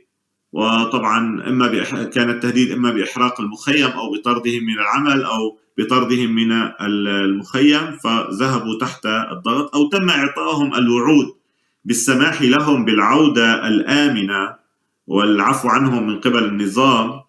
وطبعا تردي الأوضاع في لبنان جعل الكثير من السوريين يفكرون بالعودة، فتم إعطائهم هذه الوعود في حال انتخبوا، وهم جميعهم من ذهبوا واقترعوا وانتخبوا بشار الأسد في السفارة السورية في لبنان لا يمثلون النازحين السوريين، فهناك مئات الآلاف موجودين لا يستطيعون العودة، يخافون من العودة، بيوتهم مدمرة، أغلب مناطقهم قد سكنها أغراب من مختلف الجنسيات تابعين إلى ميليشيات. وطبعا كما تعلمون هناك مشروع تغيير ديموغرافي حاصل في مناطق النظام، لا أريد الخوض في هذا فيطول الحديث عنه. ثانيا، من عاد من السوريين في لبنان إلى سوريا إما أجبر على حمل السلاح والقتال في الصفوف الأولى، أو تم اعتقاله أو اغتياله، أو أنه اختفى قسريا، إضافة إلى تغيير ديموغرافي لكثير من المناطق في سوريا مثلا القصير، فلا يسمح النظام لسكان هذه المناطق بالعودة إليها، لأنه استبدلهم بسكان آخرين لتنفيذ مشروع تغيير ديموغرافي. وهذا يعني أن من يعود إلى سوريا من أهالي المناطق التي يقوم النظام السوري بتغييرها ديموغرافيا سيقضون حياتهم نازحين داخل بلدهم ولكن في مناطق أخرى، والجريمة أنهم ينتمون إلى دين وطائفة معينة وليس لأي اعتبار آخر، وهذا انتهاك صارخ لحقوق الإنسان. وجراء الضغوط التي تمارس على السوريين لأجل العودة وقيام السلطات اللبنانية بترحيل عدد من النازحين إلى سوريا، جعل الخوف والتوتر لدى النازحين يزيد، ودفعهم أيضا إلى التفتيش عن أي فرصة للخروج من لبنان. وفي كثير من الأحيان نجد هروبا عبر البحر بطريقة التهريب طبعا، وهي من أخطر طرق الهجرة التي واجهها السوريين، حيث خسرنا الكثير من النازحين في البحر، ماتوا غرقا، خسروا حياتهم، خسروهم زويهم، خسرنا الكثير من النساء والأطفال أيضا جراء الهجرة الغير شرعية عبر البحر. إذن النازحون في لبنان يزداد وضعهم الإنساني سوءا يوما بعد يوم، ممنوعون من العمل، أطفالهم وشبابهم فقدوا الأمل في مستقبلهم، فهم أشبه ما يكون بمجموعة بشر تائهة في عرض البحر، ولا تعرف أين تذهب، والموت يحيط بهم من كل جانب، بعد أن ظنوا أنهم بخروجهم من سوريا قد هربوا من الموت، ولكن الواقع غير ذلك. ولا زال الأمل موجودا لأجل تحقيق السلام والعدالة في سوريا، وعودة جميع اللاجئين إلى بيوتهم وأراضيهم بأمان وكرامة. ولكن ومع فشل المجتمع الدولي العاجز عن إيقاف معاناة الشعب السوري لأكثر من 10 سنوات، حيث واجه السوريين كافة أنواع العنف وذاقوا جميع طرق الموت، وكانت أزمة النزوح السوري من أكبر الأزمات في العالم، وحتى اليوم لا حلول ولا موقف دولي صارم تجاه ما يعاني منه الشعب السوري. فالعالم انقسم إلى فريق يدعم النظام وشاركه في الحرب على الشعب السوري وتدمير سوريا، وفريق آخر دخل إلى سوريا بحجة حماية الشعب والأقليات، لنجدهم يحققون مصالحهم، وهو السبب الحقيقي طبعا لدخولهم إلى سوريا. أما الفريق الثاني فقد وقف على الحياد متفرجا ومنددا بما حصل فقط، ولا أي شيء ملموس. وفريق أخير هم من يعمل لأجل حقوق الإنسان، ووقفوا إلى جانب اللاجئين واستقبلوا أعدادا محددة في بلادهم، ونراهم يعملون على مساعدة اللاجئين وتقديم يد العون لهم. اللاجئون لا يحتاجون اليوم إلى مساعدات بقدر ما يحتاجون إلى إزالة السبب الذي جعلهم لاجئين، وهو نفس السبب الذي يمنعهم من العودة ويهدد حياتهم وحياة أبنائهم. إزالة هذا المسبب لهذه الأزمة العالمية الكبرى، أزمة اللاجئين السوريين، هي أفضل مساعدة لهم، وهي الحل الملموس لتحقيق السلام والعدالة في سوريا، ويتمثل ذلك في تطبيق مقررات جنيف 2254. وعندها يكون العالم قدم حلا ملموسا لقضية اللجوء السوري. وأنا بدوري أناشد كل من يسمعني من طلاب وأساتذة كرام وغيرهم من إخوتنا العرب، إخوتنا في الإنسانية، التضامن معنا كلاجئين سوريين وكلاجئين في العالم، أيا كانوا هؤلاء اللاجئين أو من أي بلد كانوا، من أجل إزالة سبب هذا اللجوء. وأمر أخير، السلام في العالم لا يتحقق لا يتحقق السلام في العالم مجرد أن هناك منطقة تعاني من الحروب والنزاعات، يوجد فيها لاجئين أو يوجد فيها ناس هاربين من هذه المنطقة. فكما علمنا فيروس كورونا أن أي خطر في هذا العالم يهدد العالم بأسره، وليس فقط دولة أو شعب، أيضا أي حرب في العالم هي ضد السلام العالمي الذي لن يتحقق إلا بإيقاف جميع الحروب في العالم، ولن يتحقق السلام إلا بمحاسبة مجرمي الحرب وخروج جميع معتقلي الرأي من السجون وبيان مصير المفقودين والمختفين قسريا. أشكر لكم حسن إصغائكم واستماعكم، وأتمنى لكم التوفيق، والسلام عليكم ورحمة الله وبركاته.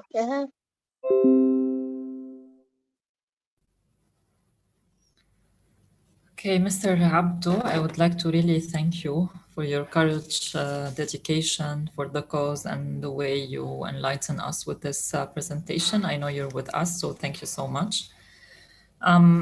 I would like to remind you that we are taking your question within the chat box for now, and we will be dedicating a Q&A session afterwards so that you, our speakers, answer all your questions.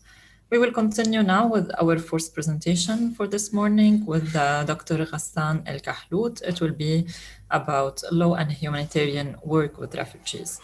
Dr. El Kahlout is the head of the MA program in conflict management and humanitarian action at the Doha Graduate Institute, PhD in post-war reconstruction and development studies for York University, UK. His specialized experience covering 2 decades of work includes the area of humanitarian response, post-war early recovery and capacity building, in addition to his work in various professional locations in Switzerland and the United Kingdom. He worked in other countries torn by wars and disaster, such as Palestine, Iraq, and Yemen.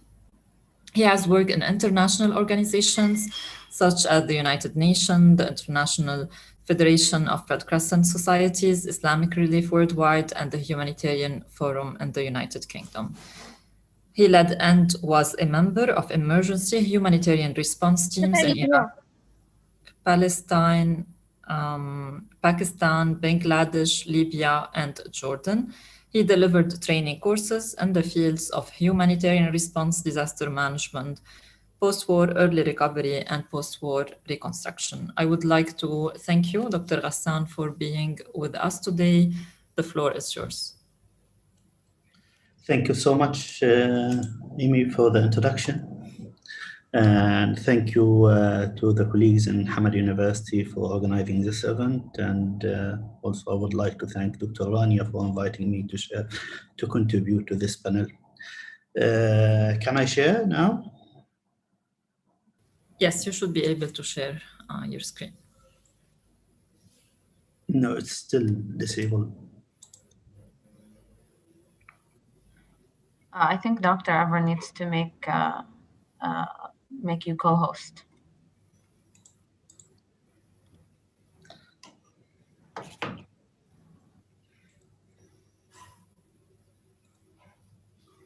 Bayan, is anyone working on this?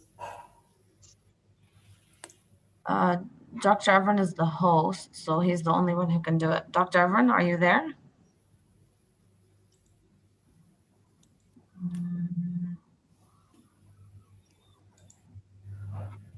Let me contact him.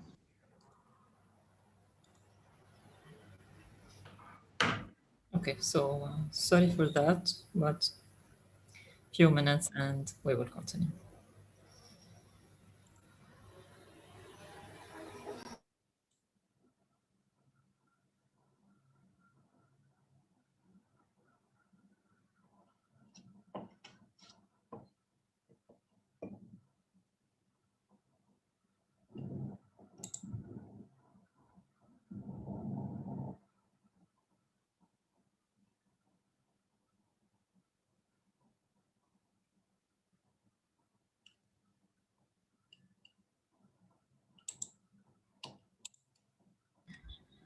Okay, I'm the host now and Dr. Ghassan is co-host, so you should be able to now. Do you see the option?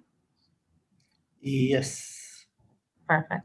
If you are going to show any video with sound, then once you click share screen, you should check the option that says share sound. No, just a short PowerPoint. Okay, perfect. Yeah, so today we'll be speaking, inshallah, on the protection of refugees, law and principles. And if I have time, I will shed some light on the discrepancies between rhetoric and practice. And we can take examples from Jordan. The point that I'm going to cover in today's presentation, I will be speaking about why refugees are such a big deal.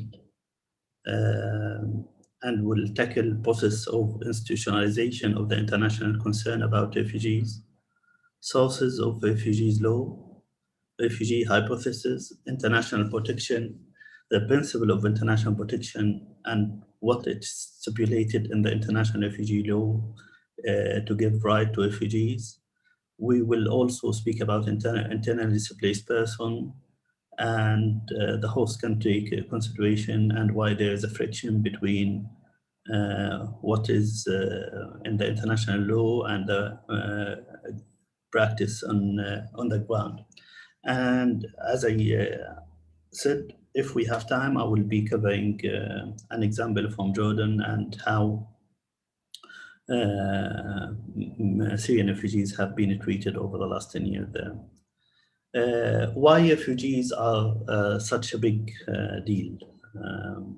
You know, we're speaking in our modern world with the huge number of refugees, over 60 million displaced persons around the world.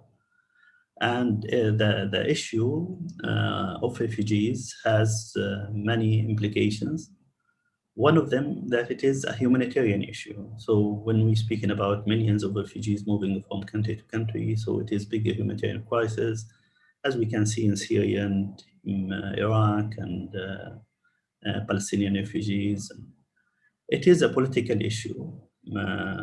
And you see the Palestinian refugee issue that has been there for over 70 years. We have a Security Council resolution stipulating the right of refugees from 1949. And so far it hasn't been implemented. So it's not just a humanitarian, it is Security Council, it's United Nations involved, and there's no implementation of those because it is a political issue. It has implication of regional security, and it can see, you know, the example can be seen with the Islamic State in Iraq and Syria, that with the war, it can, you know, spill over of events and, you know, spill over of refugees going from country to country, and it is leading to movement of a crisis from one country to another. Implication for conflict regeneration, yeah. Examples are varied from around the world. And the refugee issue, it's not, you know, the experience showed that it's not just an issue of 1 or 2 years and refugees will be going back to their countries. It's protracted and chronic in most of the cases. As we can see now, Syrian refugees have been outside of their countries for the last 10 years almost. We're speaking about Palestinian refugees that has been there for almost 70 plus years. And Afghani refugees in Pakistan, they are, you know, clear example that it's not an issue that it would be sorted in a matter of short time. So this is why we see that it's not an easy issue. It is very complicated at all levels. Our second point, we'll speak about it, the process of institutionalization of the international concern about refugees. I don't want to go back into history and speaking about Islam and refugees, Christianity with refugees, or the time of the colonial powers. And, you know, I just speak about the international institutions that has been shaped in the last 100 years. So the refugees start to be an international issue in the aftermath of the First World War, and it was the establishment or the support for the Norwegian Nansen as a High Commission for Russian refugees in 1921. Later, it has, you know, the work of Nansen has been extended to cover the Armenian and the Assyrian and Chaldean and Turkish in 1928. In 1938, it has witnessed the creation of the High Commission for Refugees based in London.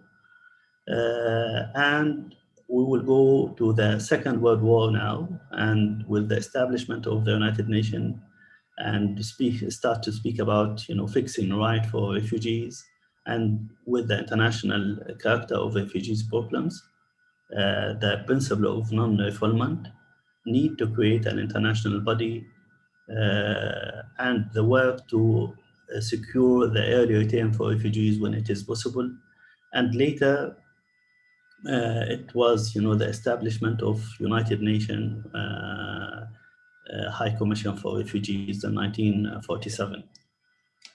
The international protection for refugees is based on the 1951 Convention relating to the statute of refugees. And it covers the Second World War refugees in Europe.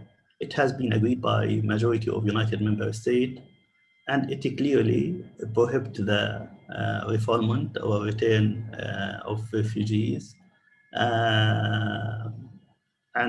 or the return of asylum seeker at borders. And later it has been ratified, and in 1967 it has been extended from European refugees to all refugees from all countries at all times. 1951 convention is not the only one guaranteeing protection for refugees. We have other UN bills and of right, 1948 Universal Declaration of Human Rights. Article 14, it shows clearly the right to seek and enjoy in other countries asylum from persecution. And we have the 1966, the International Covenant on Civil and Political Rights, and 1966 International Covenant on Economic and Social Cultural Rights. Some might argue that they are not in real practice nowadays, and there is a problem about those sources, especially that 1951 or 1967. It was established after Second World War. The nature of war is very different. The movement of refugees is very different. The number of refugees now is also very different. So it needs, revisit, and the challenges that we're facing in nowadays world is very different from the challenges that has been facing Europe in the aftermath of the Second World War. In 1951, if you want to have some understanding what it shows, the 1951 Convention and 1967 Protocol, it clarified the right of refugees and the obligation of the signing state that they are party to one or both of these instruments. And it shows who is a refugee, what we mean by legal protection, other assistance and social right a refugee is entitled to receive, and the refugees' obligation to host countries, and who doesn't qualify when, speaking about war criminals, terrorists, who are not qualified to be refugees. The convention clarify that a refugee is the one who is outside his or her country of nationality or habitual residence. He has or she has a well-founded fear of being persecuted because of his or her race, religion, nationality, membership of particular social group or political opinion, and is unable or unwilling to avail him or herself of the protection of that country, or to return there for fear of a persecution.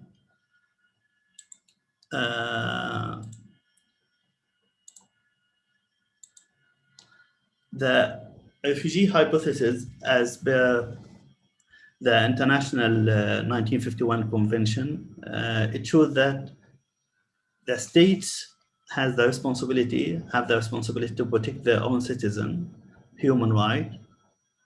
In times of war or in time of any crisis, they are unable or unwilling for political reason or based on discrimination to hold their responsibility. Individuals in those countries may suffer such serious violation of their human rights that they have to leave their homes, their families, and their community to find sanctuary in another country. By definition, refugees are not protected by their own governments, so they are seeking the help of another government or in another country, and the international community step in to ensure they are safe and protected. So this is the essence of the International Refugees Law and the International Refugees Protection and principles.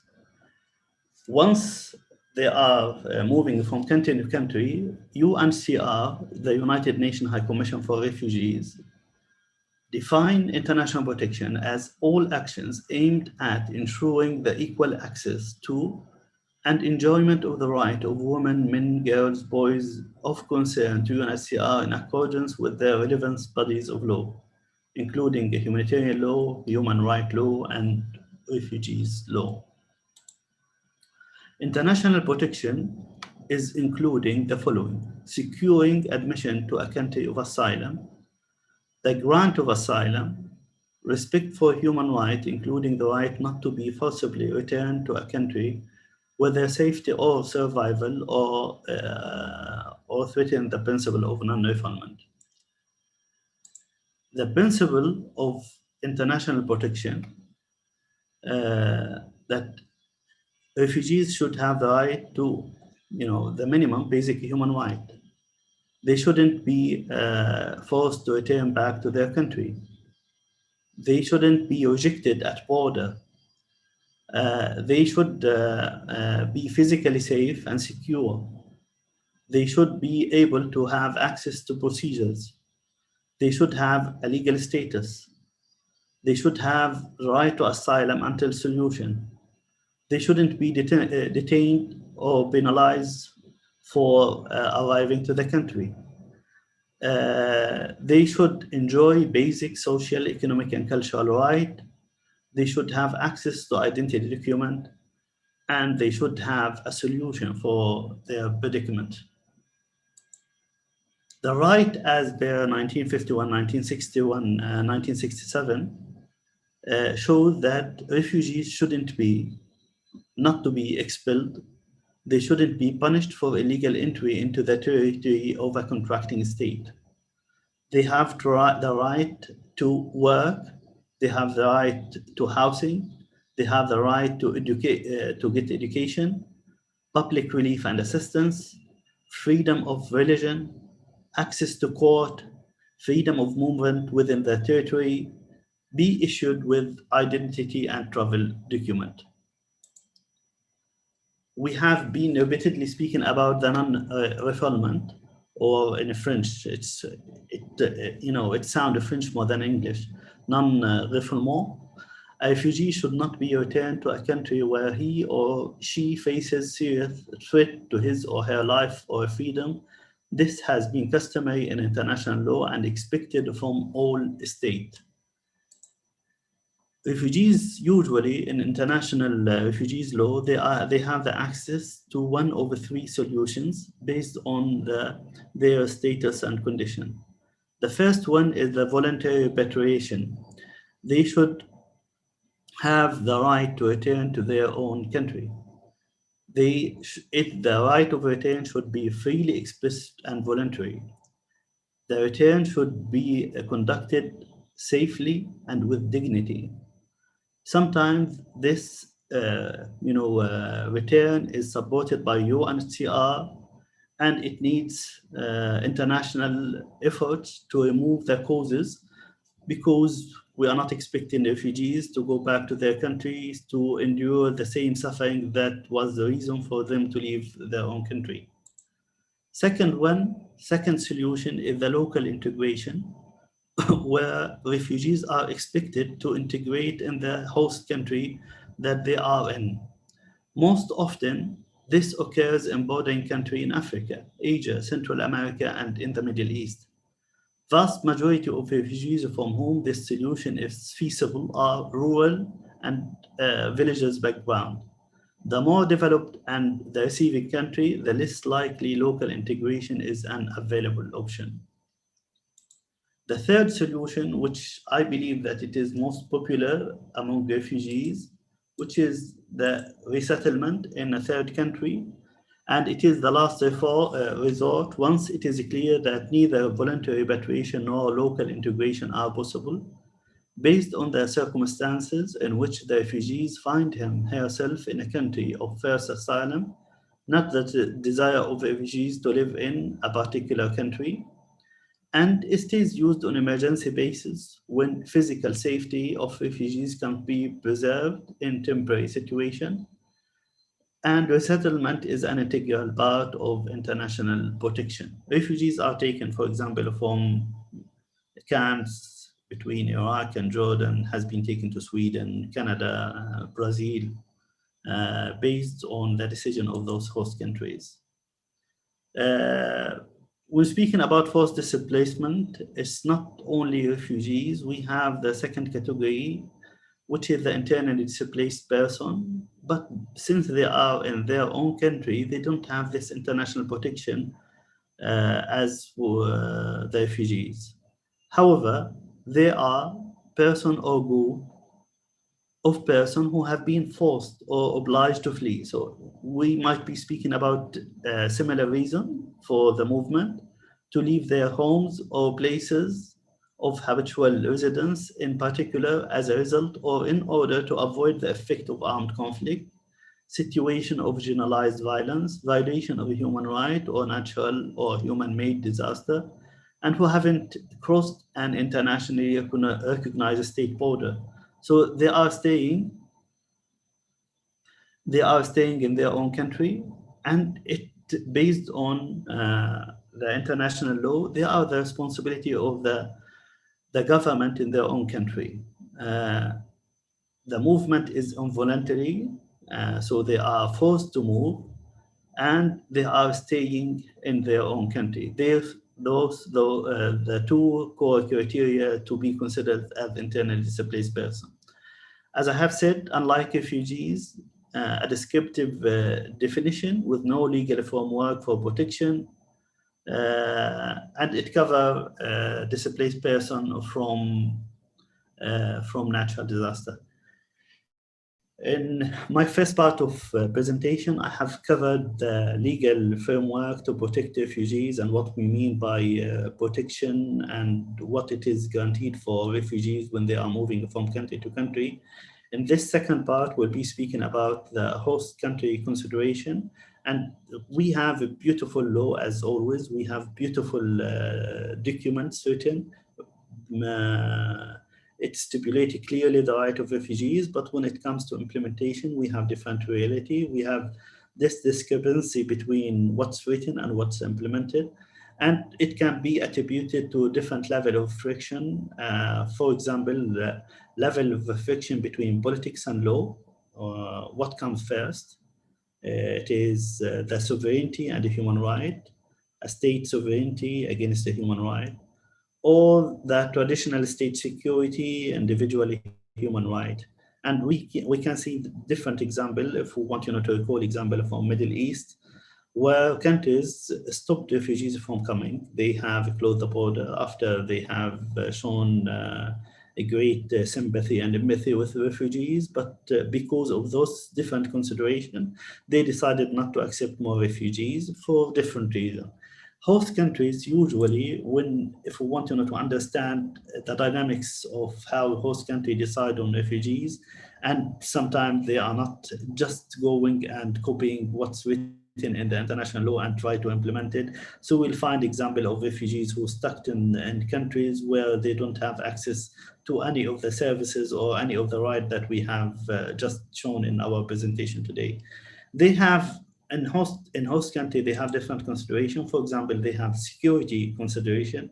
They have society and economic consideration. We can see that countries will consider security as a very important factor. They don't want to have a load of refugees that might jeopardize the country's security. So they will be thinking about who are the incoming refugees in this country. Do they have political affiliation? Do they have different or contradicting religious beliefs? Do they have different ethnic sectarian denominations? Are they presenting any potential for domestic security threat? Are they presenting any potential for conflict across borders?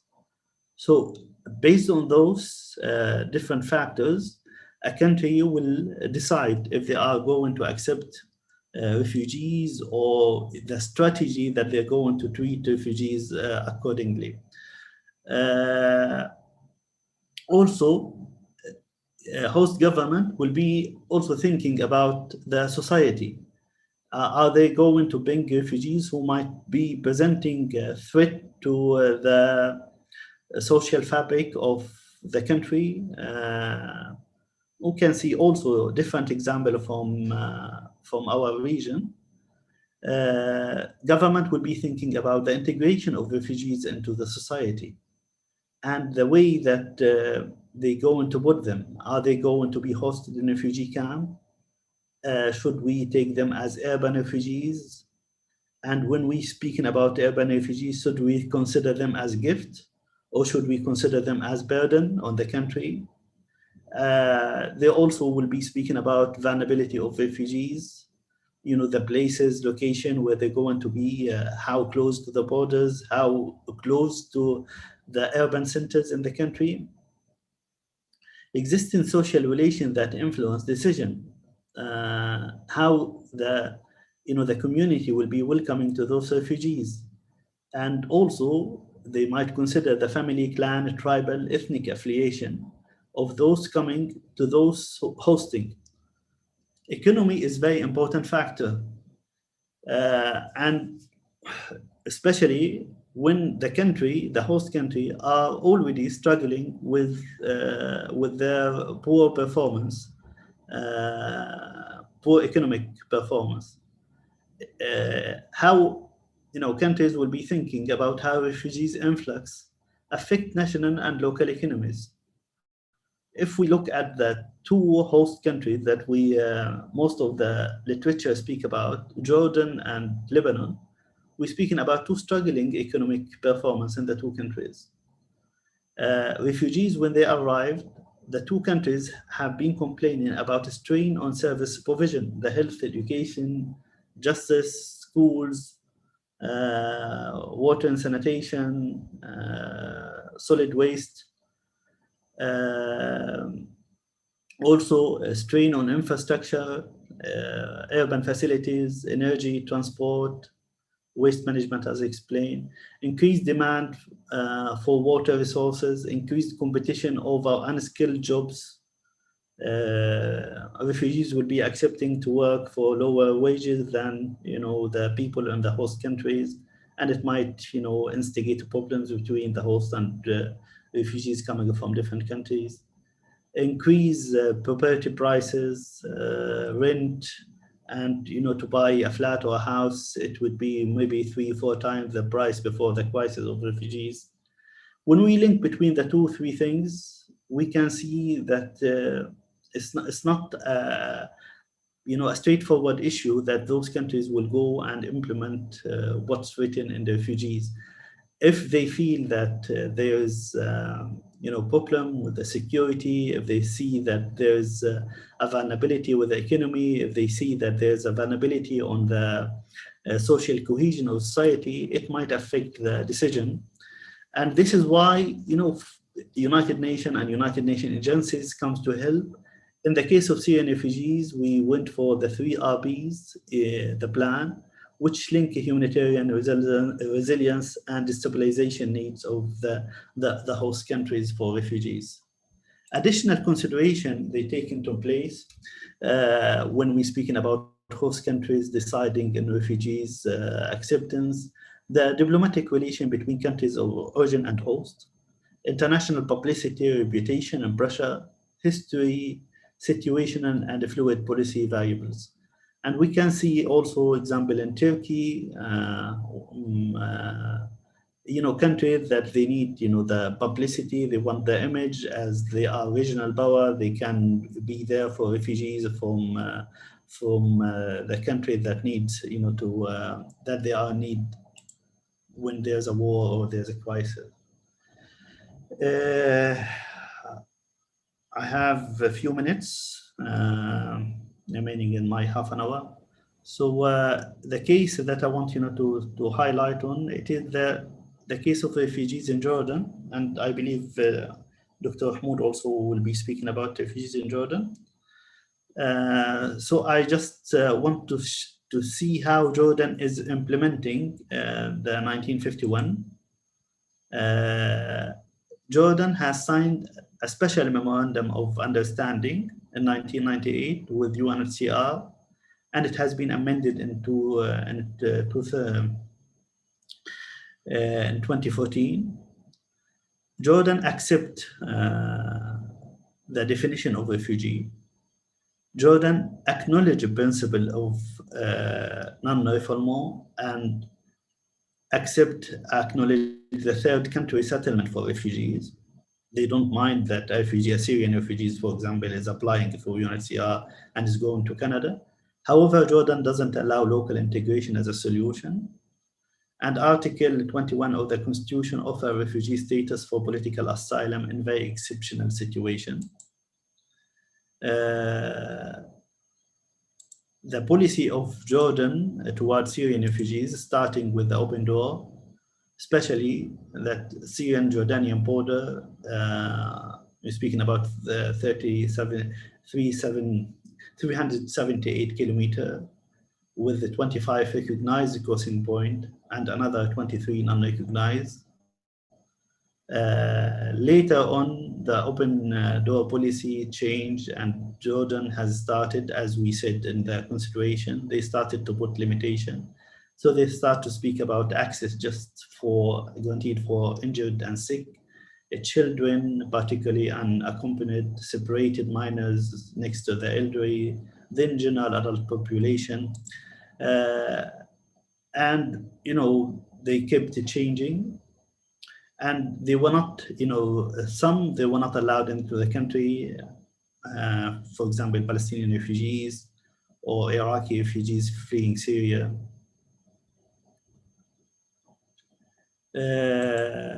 Some problem that has been surfaced there, we're speaking about child labor, documentation and registration issues, violence against women and children in the refugees community, mental health and psychosocial well-being, service provision to persons with disabilities and reduced mobility, increased level of tension with host community in some cases.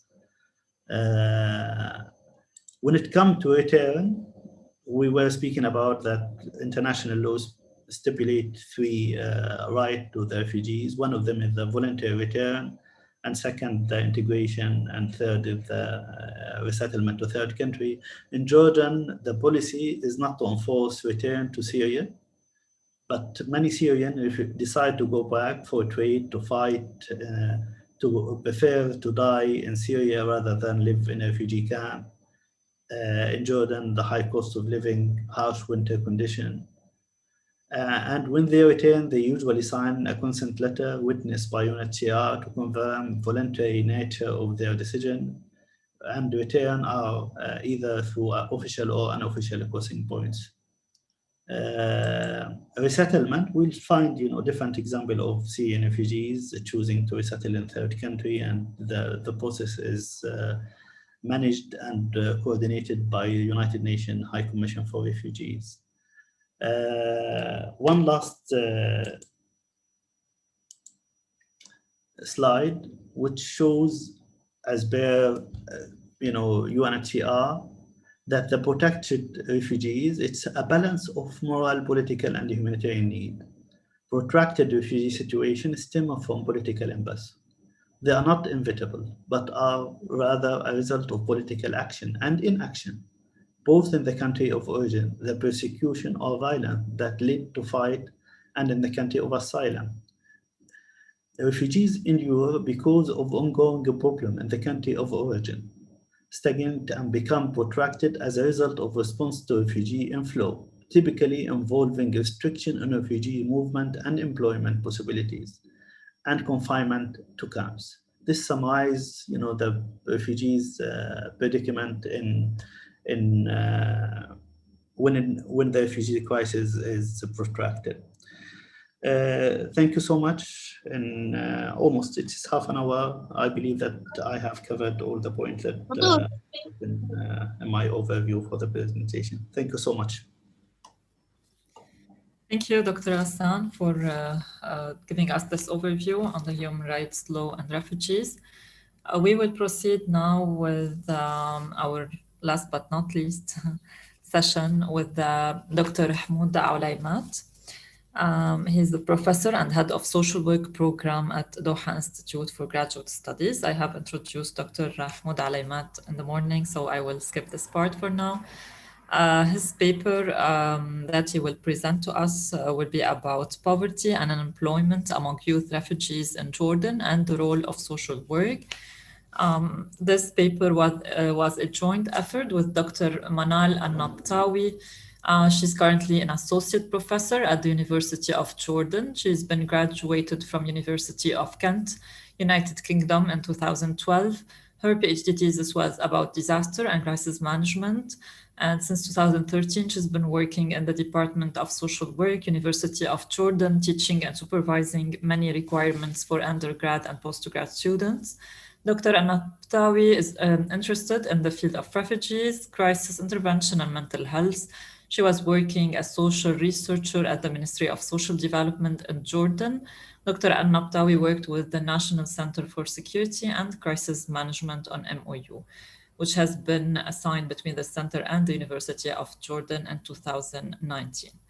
Also, the paper was a joint effort with Dr. Talal Al-Qadah.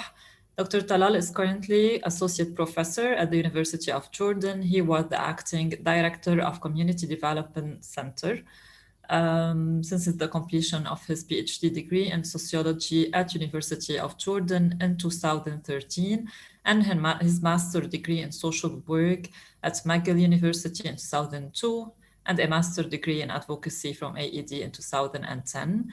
In addition to his role as center director, Professor Al-Qadah is an assistant professor at Jordan University teaching Introduction to Social Work, Social Policy, Community Organizing, Research Methods, and Graduation Project. Prior to joining the McGill Middle East Program for Civil Society and Peace Building, Dr. Qadah spent 20 years working in the field of social development. His experience with the Ministry of Social Development has encompassed fieldwork, training, and even the managerial side of social development. So, Dr. Rahmoud, now the floor is yours to present us the result of your paper, Poverty and Unemployment Among Youth Refugees in Jordan and the Role of Social Work.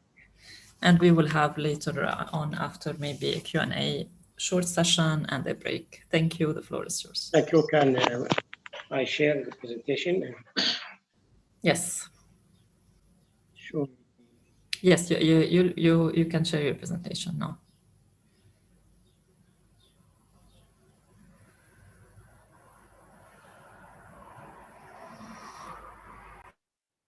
Okay. Is it clear? Yes, we can see the power. This nice blue color is set by Dr. Rani. Assalamu alaikum. Still good morning, and I was very pleased to be with you today and enjoyed the several presentations that set the floor for me. I think I didn't need to speak too much. Just please 1 second. I mean to just touch the light.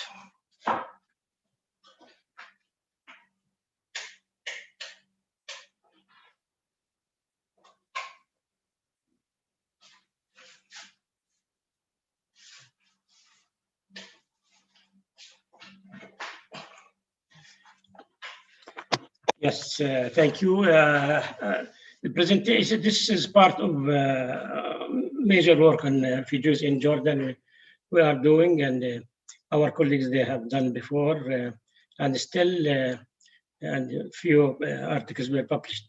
Sorry. We will just concentrate on the issue of unemployment and poverty among Syrian refugees in Jordan.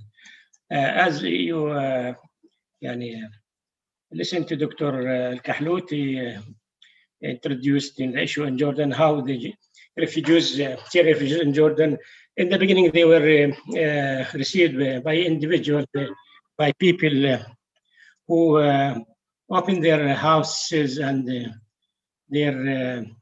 some of them they offer their buildings and their property to receive the Syrian refugees.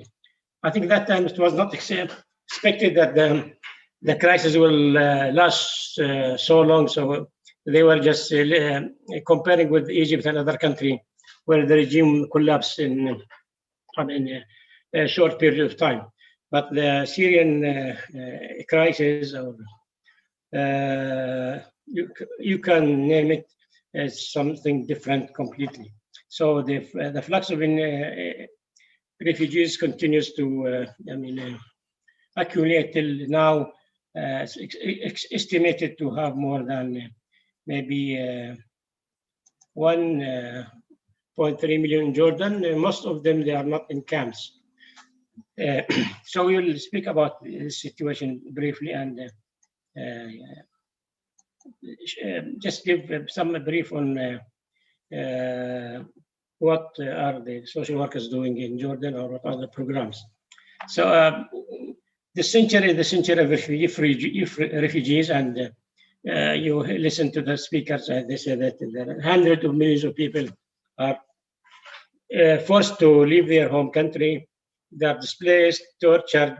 Many of them, they face, considerable difficulty, and they are dying here and there and in seas, and fleeing the torture and the conflict situation, and the can say injustice that they receive in their country and our country. I think Dr.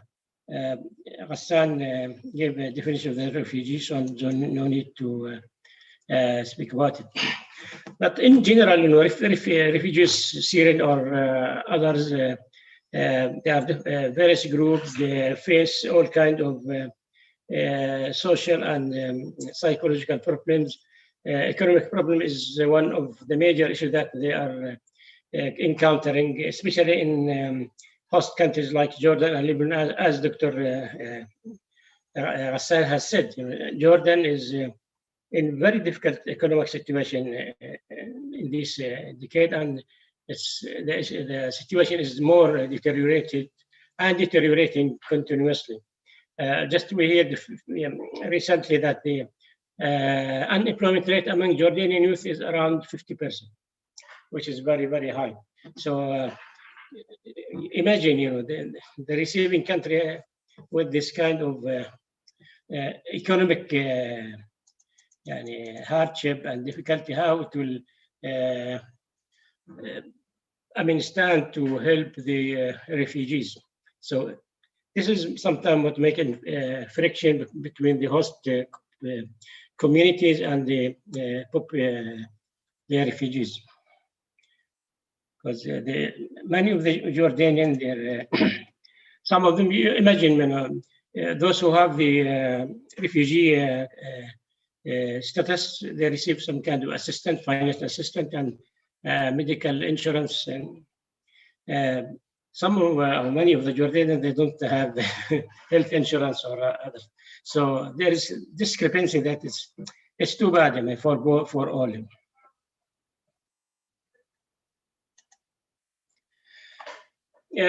As King Abdullah has said before, and that Syrian refugees in Jordan constitute 1/5 of the country, which is very large. Segment. 20% of Jordan population now is Syrian refugees, both who are in camps and those who are in, they are scattered everywhere. As you maybe so I said before that, previously,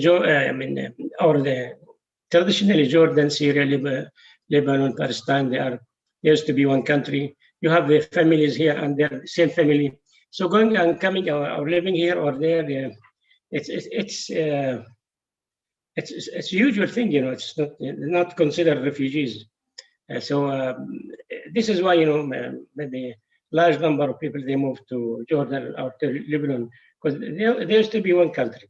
And still, they have very strong family ties here, and they're even longer ties. And Jordan government, when it was established 100 years ago, several of the prime minister were from Syrian origin, many of them. So it was no, you don't feel that they are different nations or populations. So it's not, naturally the people come and live with each other. But with the crisis, the issues is becoming more difficult, more severe, more torturous. Yeah. Okay.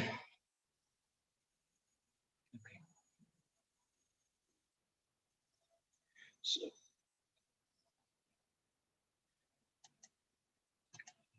I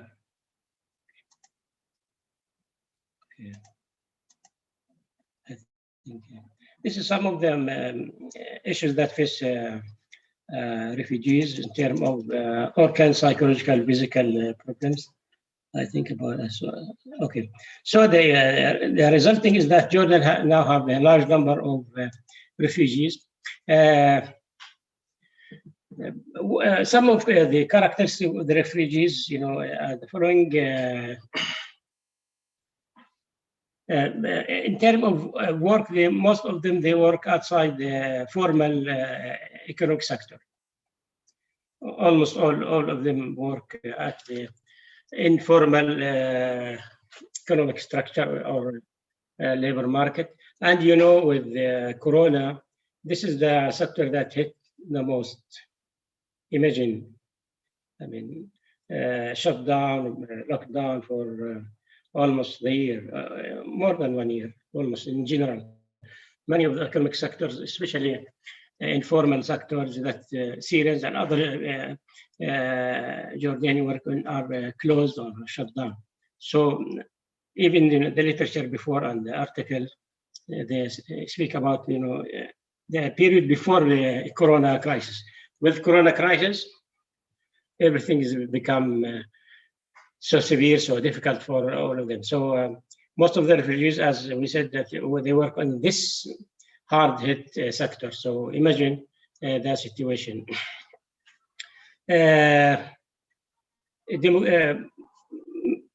For sure, working in informal sector, meaning that the workers they lack several of their right, so they are not protected by labor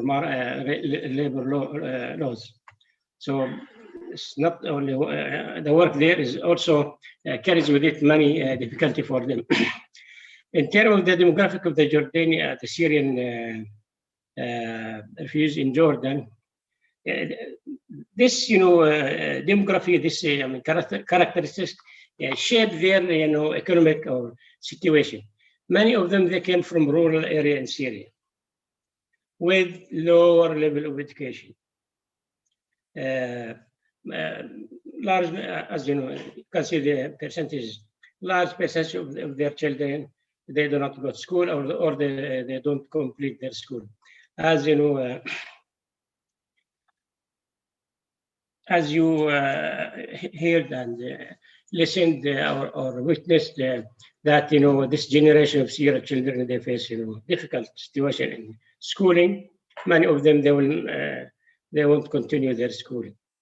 I mean, something remedial should be done for that. So their composition, their demographic composition, characteristics, shape and reflect and affect their economic situation. How with the lower education, what kind of job they will assume. For sure, as we said, they will be working in the informal sector, competing with hundreds of thousands of Egyptian workers who are in Jordan, and they can come to the country easily. So the situation will be difficult.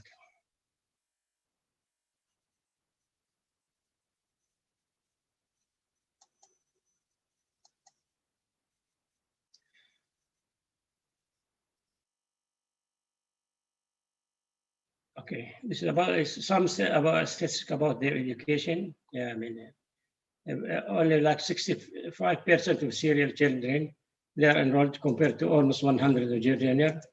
Okay.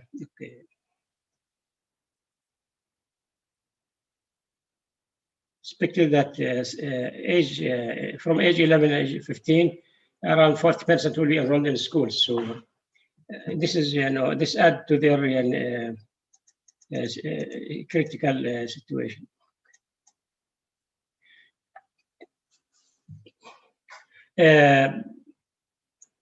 So their I mean, work places, as I said, it's informal. Okay.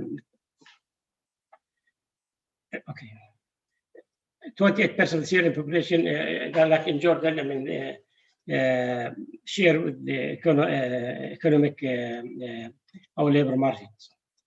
Unemployment rate was estimated at 61%. This is before Corona. It's for those who are living in camps, and 80% for those who in Za'atar exactly, specifically. So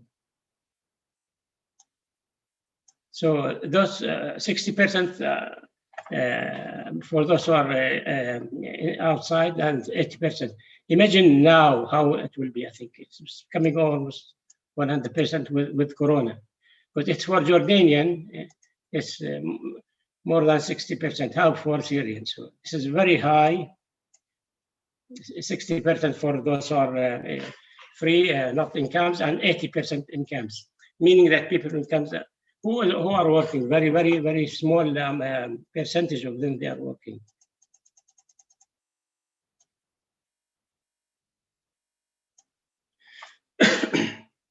As you know, the unemployment rate, as said, based on some studies, evenly distributed among the age population of the Syrian population. You know, all ages, they have the similar unemployment rate, but in general, with high unemployment rate for with high unemployment rate for refugees. I mean, for young people and refugees, especially those who are a little bit educated.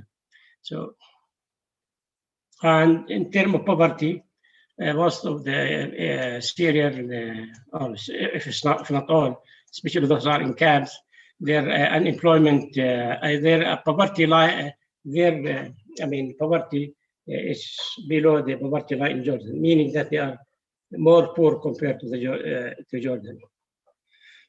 With the poverty rate is very high, with unemployment rate very high, this will reflect on the welfare of refugees on their health, on their accessing services, on their education, on their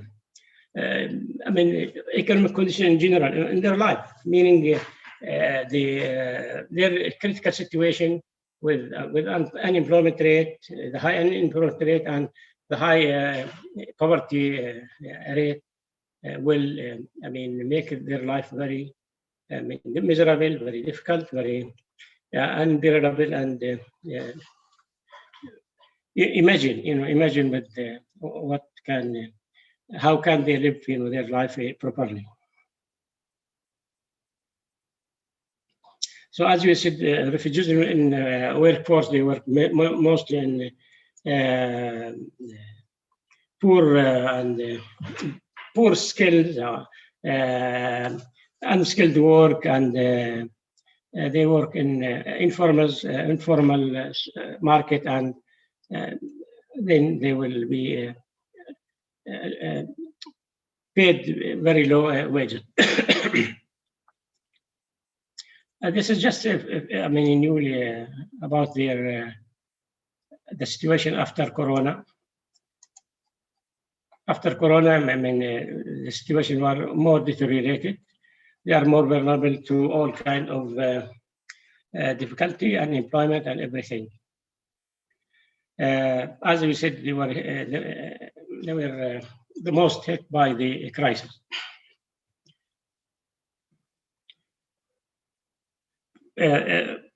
Taking into consideration that because they don't have a work contract or formal work, then they will not receive assistance, which was given to some of the workers. Even Jordanian workers who lost their work, not all of them received the assistance. So you can say they are experiencing very difficult situation.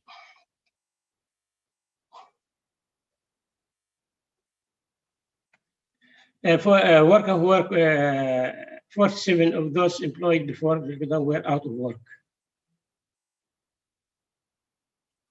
Meaning, and also as you see that 20% of all Syrian refugees households are headed by women.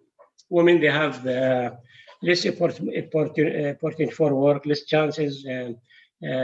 So meaning that they are at least 1/5 of the Syrian refugees are facing a difficulty being hit by women with maybe less education, with no work, with difficulty working alone or leaving their children to work. So meaning that they will live with the minimal assistance they receive from maybe organization, local, or from people.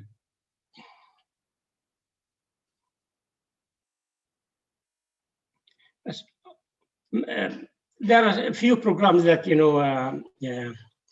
trying to ease things for Syrians and for Jordanian. I mean, to start some working project that both Jordanian and Syrian then work, and they issued some work permit, but not for many Syrians.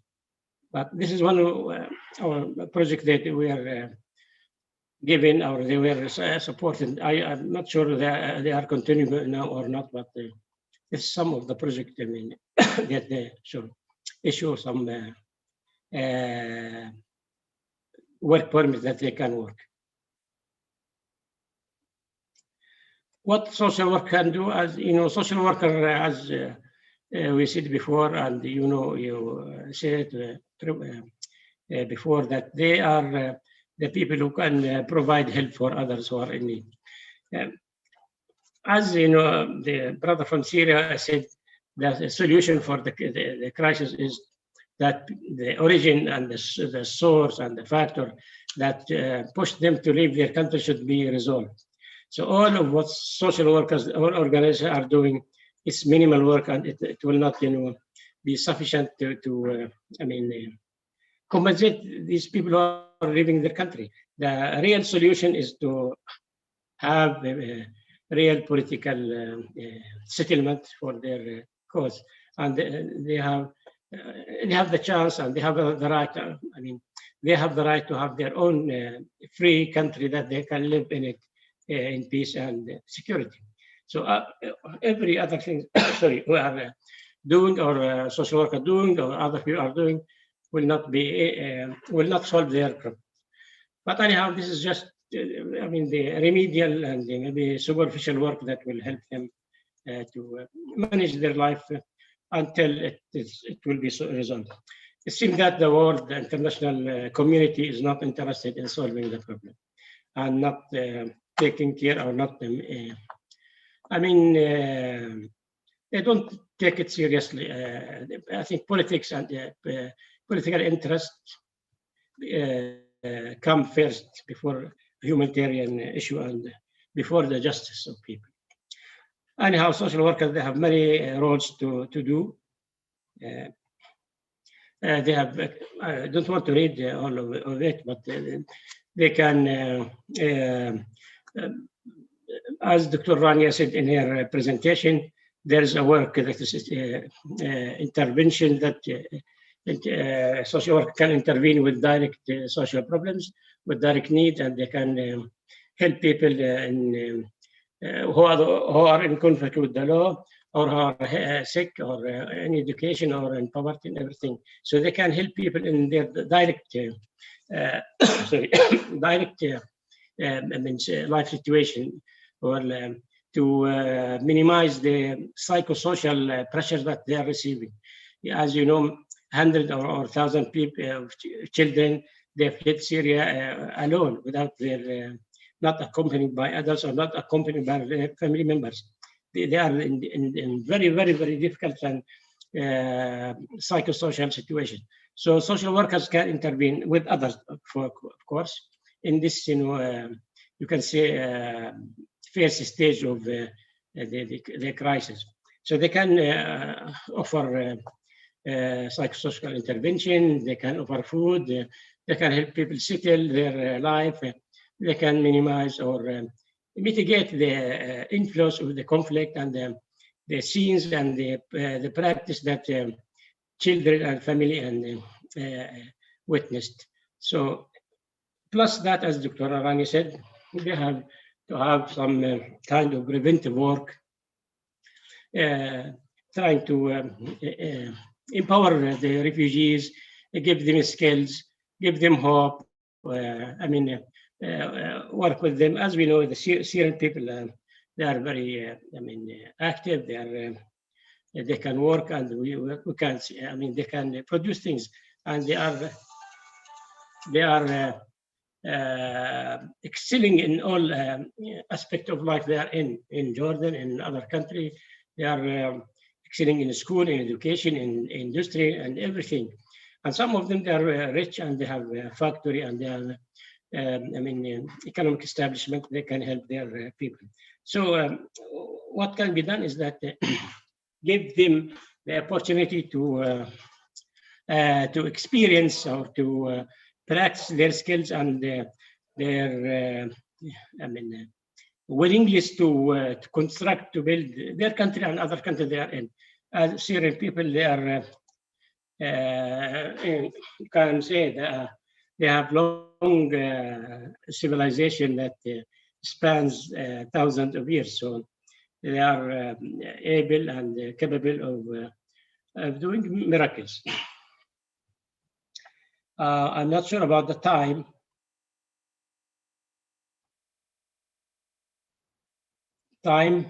We still have time, actually. We can go like 10-15 minutes more. Okay. These are some kind of, you can say, procedural things that social workers can do. I don't want to read, but social workers working with refugees and with others, they should be equipped with skills that they can help people. And this is some of the skills that they are equipped to do, which is to minimize re-traumatization. Social work can minimize the risk of re-traumatization after. This is one of the skills, because as we know, this is one of the major things that face people with in conflict areas, the trauma and the psychosocial challenges that they face. So one of the first issue that social workers should do is to minimize the trauma and re-trauma among these people, especially children. This is for sure, and confidentiality is one of the requirements for social work. Cross-cultural communication, I think Dr. Rania speak about culture and how cultural diversity and social workers should be competent culturally to deal with people. Syrian people are refugees. They came from different areas. Some of them, they are from rural areas, some of them from cities, some of them educated, not educated, different maybe religious background or ethnic groups also. So social workers should be qualified and competent in identifying and working very well with different culture or people, our culture, or people who are coming from different culture, different backgrounds. So this is one of the major competencies that social workers should obtain, culture competency. This is one of the remedial work, normalizing reactions, trying to help refugees deal properly with their emotions, with their experiences, with their difficult experiences, emotional experiences. Recovery is you can say this is another stage of intervention that the aim of the work is that refugees and people with in need, they should overcome their difficulty and move to another state of action and activity, and to let it go and restore their personal and social life and social relations and work life. So recovery is very important.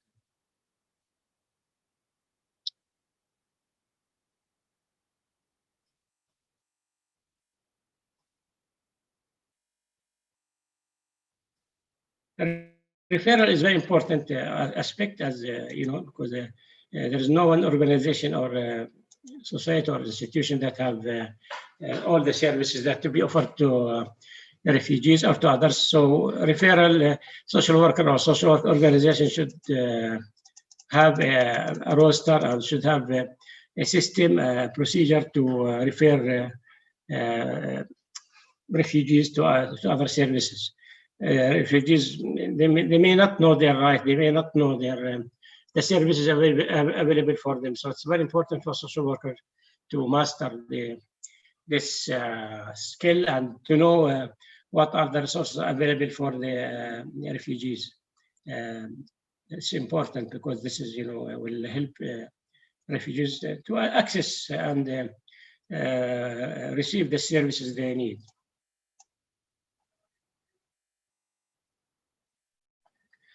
This is political role for them. I mean, to keep up with what's going on politically and okay, politically and what is understanding the conflict and social work as they claim, or social workers organization, they are interested in social justice and equality and in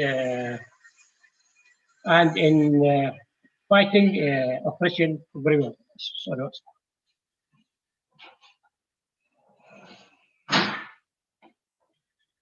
Because you may know that social work was criticized of being, you know, a remedy of capitalist problems. So it's maybe just cleaning the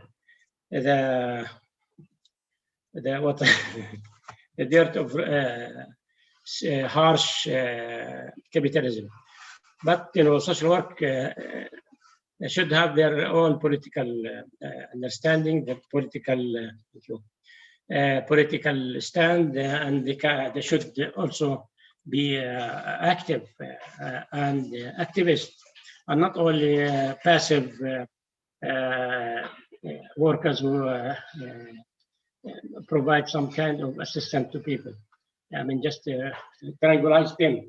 But this is an important issue that social work and social work organization and others should be active. I mean, in defending the people's right and in standing out and saying what's true, what's the right thing. So just staying and, you know, giving remedial work or remedial services is not enough. So social workers and others should have their stand. They should stand and should be honest and say the right and I mean to express their humanity.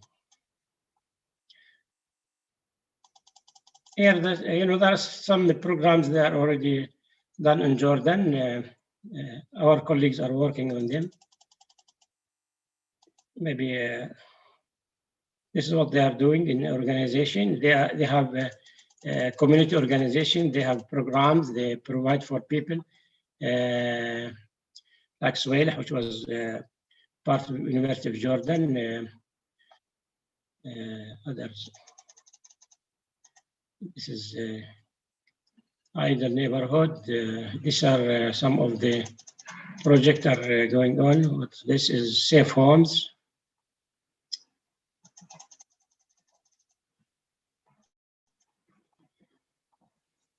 Okay, social work with refugees. This is another one, another program.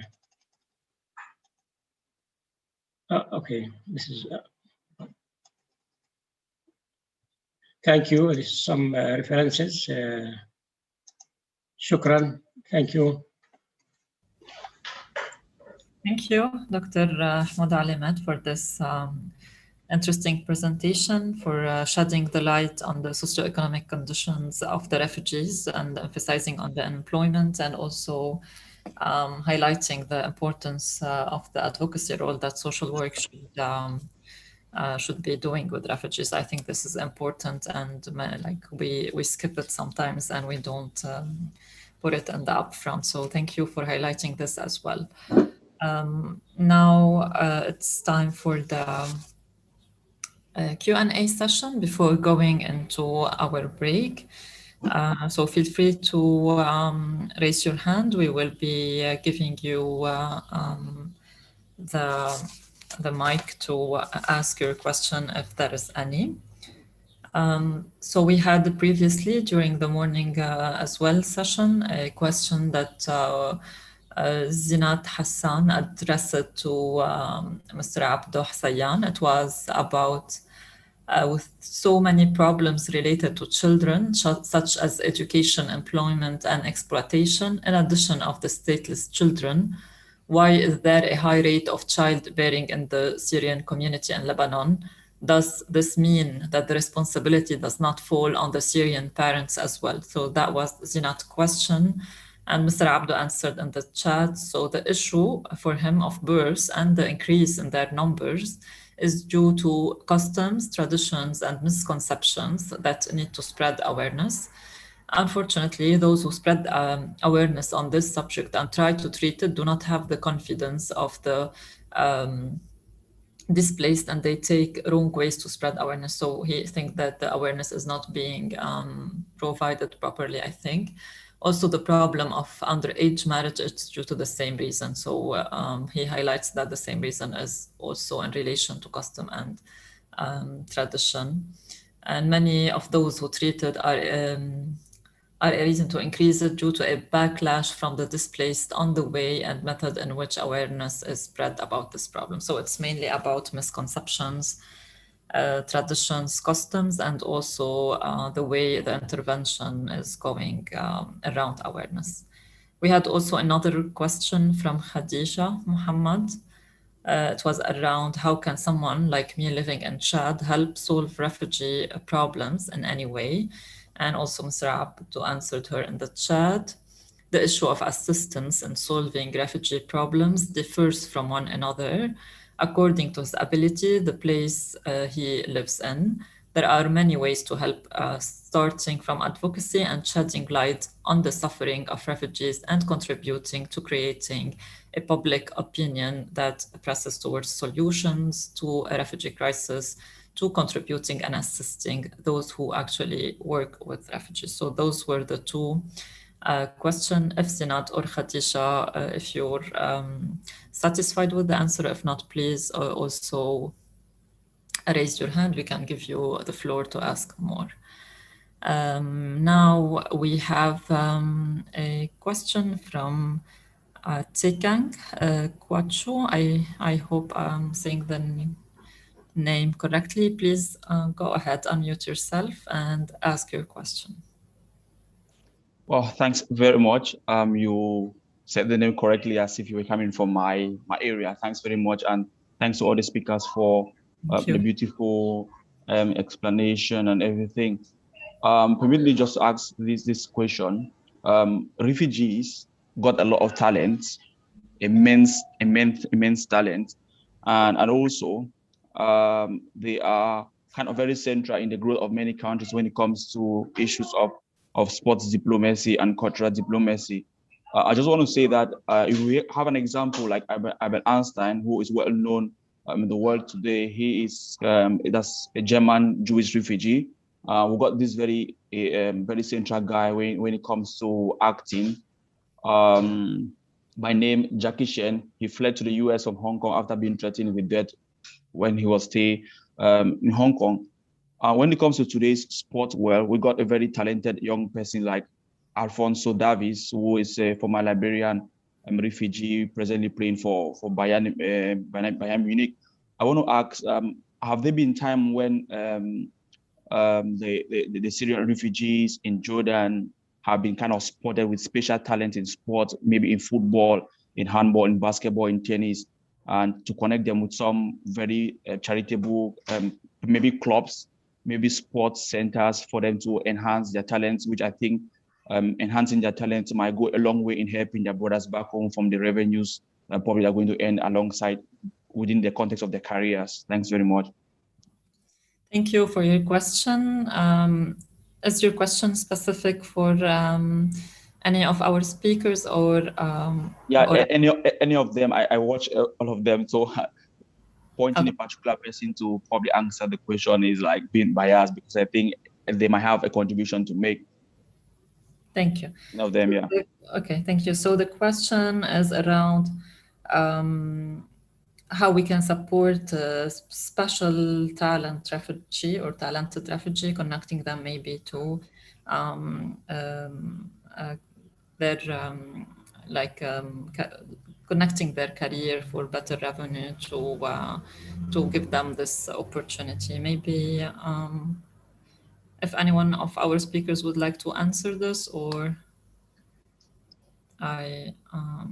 or Dr. Mahmoud Alaymat, maybe, would you like to answer this question?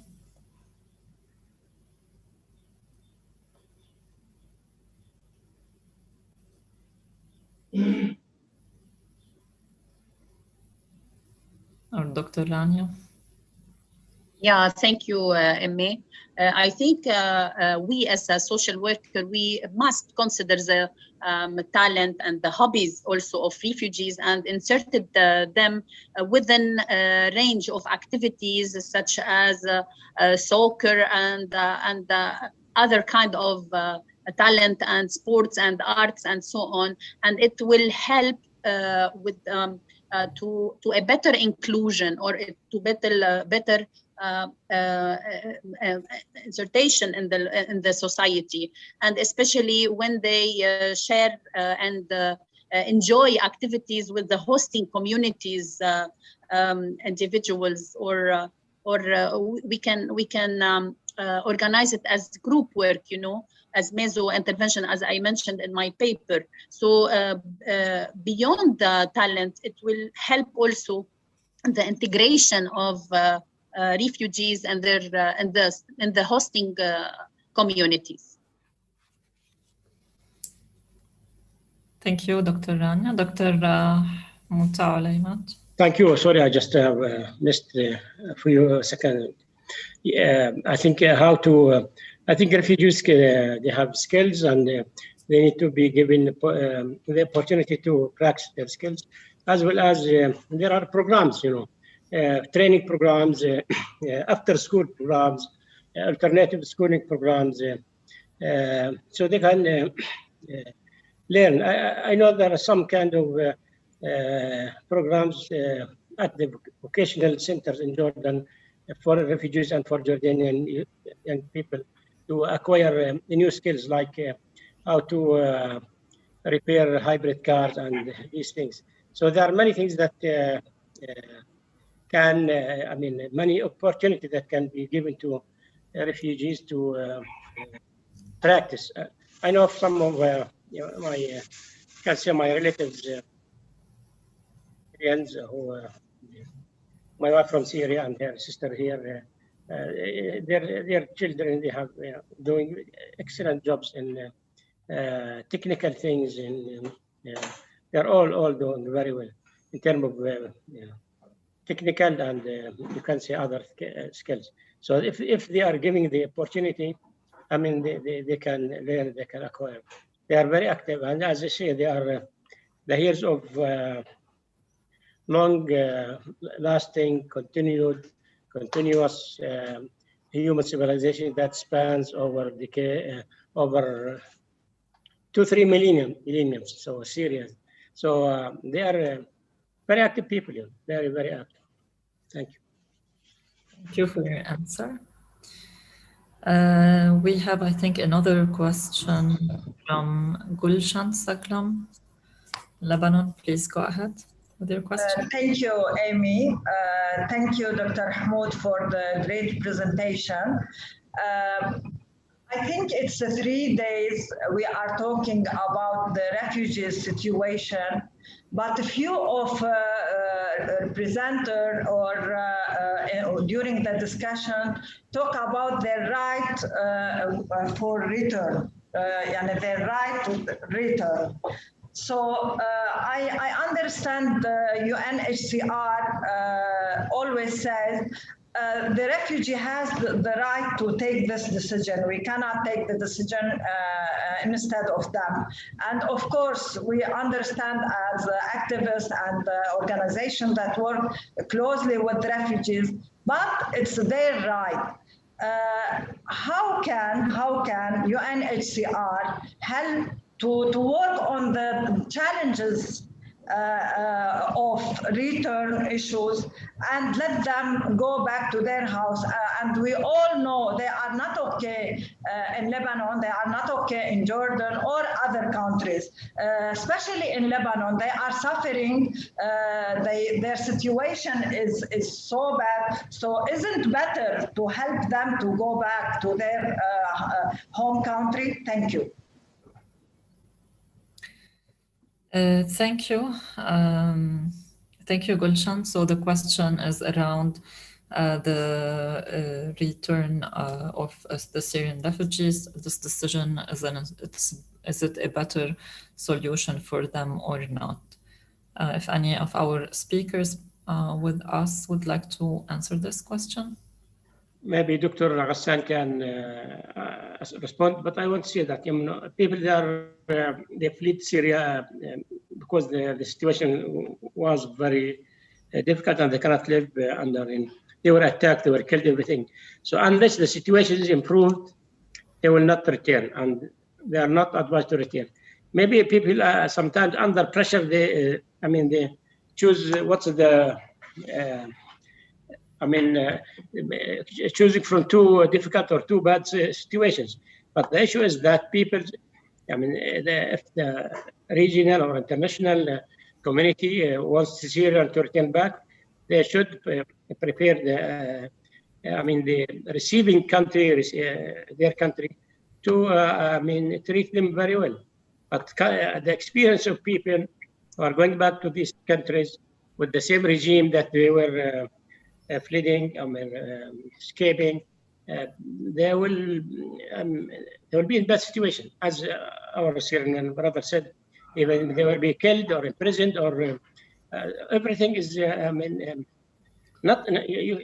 cannot force them or even advise them to return to this kind of situation unless real international intervention. Okay.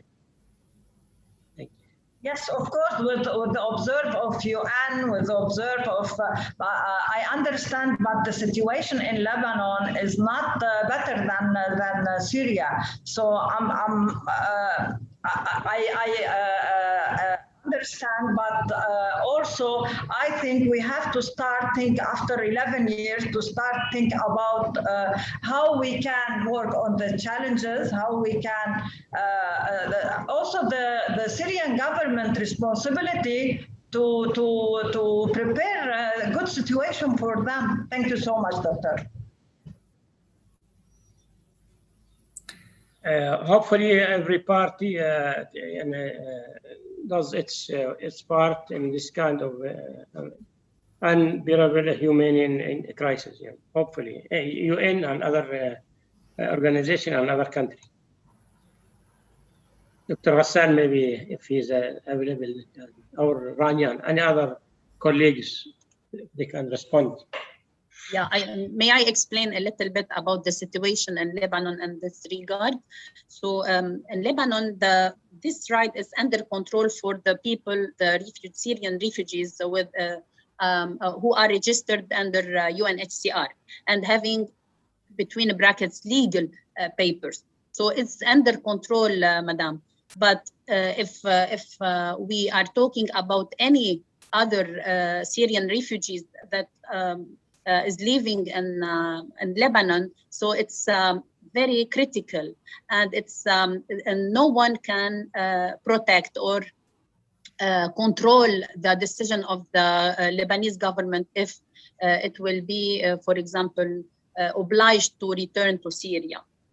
So it's this right is under control when it comes to UNHCR, because as you may know, there is a legal paper with the official paper with code, and there is a MOU between UNHCR and the Lebanese government in this regard. So no one from the Lebanese authority can oblige any refugee, Syrian refugee especially, to go back to Syria, to home, if it's registered under UNHCR umbrella.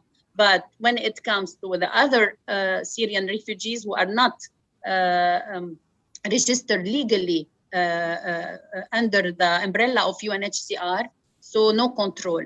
Nobody can protect this guy or the lady or the family.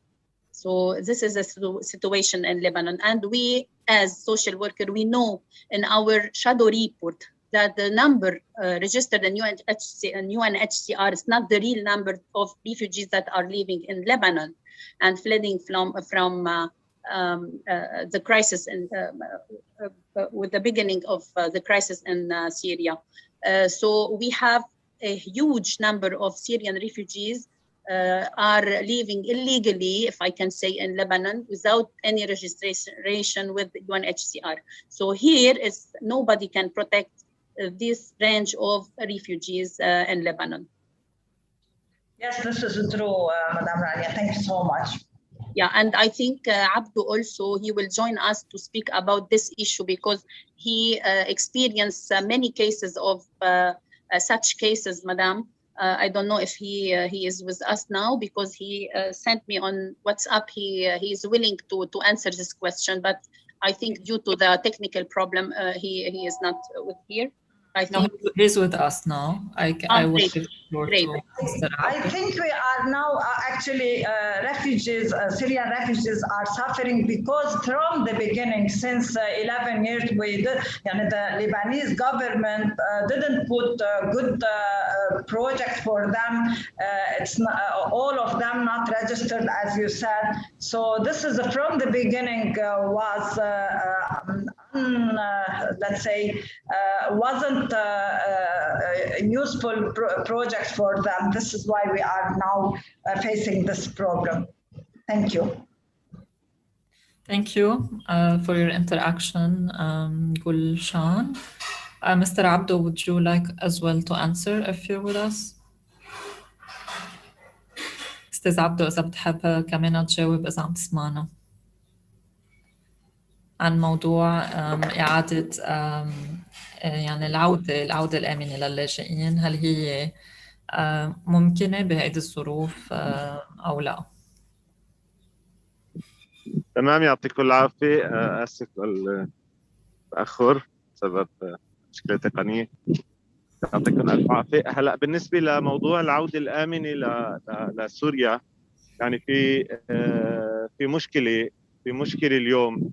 يعني أنا بدي أحكي بخصوص اللاجئين اللي موجودين بلبنان. يعني كل اللاجئين اللي موجودين بلبنان اللي هن مهجرين حرب عم يحلموا، عم ينتظروا اللحظة اللي يرجعوا فيها لبلدهم لبيوتهم، ولكن وطبعا عم يعيشوا ظروف إنسانية كتير صعبة. ولكن لو فعلا سوريا أصبحت آمنة يعني خلال ممكن 48 ساعة ما كان بقي ولا لاجئ سوري موجود على الأراضي اللبنانية. ولكن التجارب السابقة عبر السنوات السابقة، اللاجئين اللي رجعوا خاصة من المناطق اللي كانت ثائرة ضد النظام، إما اختفوا قسريا أو تعرضوا للقتل أو للسجن أو طبعا أجبروا على حمل السلاح، وكثير منهم لم يسمح لهم بالعودة إلى بيوتهم إلى مناطقهم، حتى مهجرين داخل مناطق النظام. هذا الشيء أنا تكلمت عنه في الفيديو. مهجرين ضمن مناطق النظام لم يسمح لهم العودة إلى مناطقهم لأنه هاي المناطق خاضعة لمشاريع تغيير ديموغرافي. فكيف هاي العودة الآمنة مع وجود هذا النظام؟ حتى المعتقلين داخل السجون، يعني حتى اليوم يكون في ثقة لهؤلاء النازحين يرجعوا لسوريا، على الأقل بده يكون أولادهم، أخوتهم، أقاربهم اللي موجودين داخل السجون السورية من 10 سنين، من 7 سنين، من 8 سنوات، يخرجوا من هاي السجون. يعني في جهل تام بمصير أكثر من حوالي 200,000 معتقل داخل السجون السورية. فيعني هاي مشكلة. فوين العودة الآمنة؟ ما في شيء اسمه عودة آمنة بسوريا مع وجود النظام، مع وجود القبضة الأمنية اللي متحكمة والميليشيات اللي متحكمة بمصير البلد والعائدين إلى سوريا. شكرا أستاذ عبدو. أنا رح ترجم شوي لكن الجواب. So So Mr. Abdo as well answered the question of is the safe return for the refugees to Syria. He highlighted that the safe return to Syria is a big problem. In specific, he spoke for the refugees in Lebanon. So for him, there is no trust in the Syrian regime for the safe return. There is a lot of, even though the refugees are living here in Lebanon within a very bad situation, however, they don't trust to go back to Syria. And this goes because of many who did this attempt already got disappeared or got killed or got imprisoned, or they were forced to participate as armed forces into the war. Also, they denied them from going back to their area or region, even though these regions were still under the Syrian regime. And he also highlighted the fact that there is over 200,000 detainees in the Syrian prison that up until now their families does not have any, doesn't know anything about them, has no information about them. So for him, returning to Syria would be dangerous, and it's a trust issue with the Syrian regime. I think, Dr. Ghassan, you were back with us. Would you like also to answer, maybe? No, okay. Gulshan Saklam, you have your hand raised. سوري أنا آسفة إذا عم باخد وقت أكثر من اللزوم. أستاذ عبدو أنا معك، ونحن مع الباحثة زينات حسن اشتغلنا على استراتيجية كاملة وعندنا 4 تحديات أساسية. أولا التحدي الأمني والتحدي السياسي والتحدي الاقتصادي والاجتماعي. نحن طبعا لو كل جهة بتتحمل مسؤوليتها، الدولة السورية بتتحمل مسؤوليتها، كذلك اللبنانية، كذلك المنظمات الدولية يعني عندها مسؤولية كتير هامة. اليوم إذا ما صار في عفو عام، إذا ما صار في تسوية إذا بدك لكل هالأشخاص اللي هن يعني في أحكام قضائية عليهم أو هن ناشطين سياسيين أو يعني كل شيء أحكام خلال الحرب، المفروض يكون في عفو عام عنا. المفروض الدولة السورية تتحمل المسؤولية. اليوم في مناطق أنا بعرف بعدها ما أنا آمنة، ولكن في مناطق آمنة. أنا هون بحكي من مقاربة حقوق إنسان، من المقاربة الحقوقية. اليوم اللاجئ السوري عائلة وحدة موجودة بلبنان والأردن وتركيا وغير دولة. ما بيجوز بقى نترك هالمجتمع مشرذم بهالشكل وعايش بأقل يعني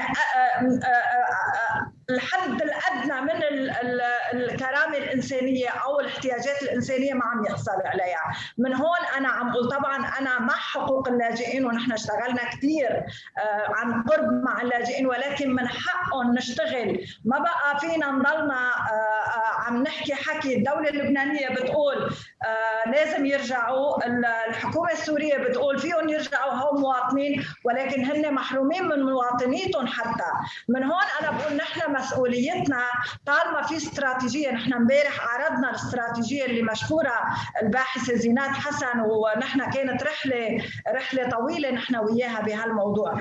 اليوم في بين إيدينا استراتيجية فيها كل التفاصيل والعمل على التحديات، كيف ممكن نشتغل على التحديات ونزيل هالتحديات ليقدروا يرجعوا، وهيدا برجع بقول حق من حقوقهم. وشكرا.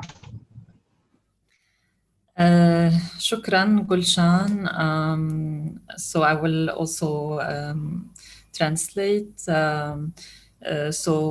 Gulshan was answering. This is so the safe return is a human rights, if we can say so, for the refugees.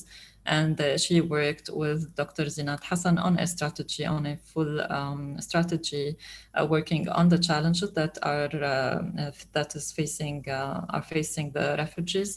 and how for her, each one is responsible, starting from the Lebanese government, the Syrian government, and also the international organization to prepare the safe return. And if there is a need for international amnesty, also to do that. And this is their basic human rights. I think with this, I don't see anyone raising any more hands. And I think we're good to go in our first break for half an hour. So it will be now up until 12:30. And after the break, as a teaser, we will be having 3 sessions. One is with Dr. Adnan Hamad, a Global Health Partnership Strategies and Outcomes, the MENA region, refugees and emergency experience. This is one of the session. The second session will be with Dr. Muhammad Baubaid about innovative response to challenges facing Canadian social service agencies working with refugee families. And a third session will be with Dr. Stephanie Nouwen around what are the barriers to COVID-19 safety protocol adherence and refugee humanitarian intervention. So I hope you will enjoy your break, and we will see you in about 30 minutes. Thank you for being there, and thank you for joining us for this morning session, and see you in a bit.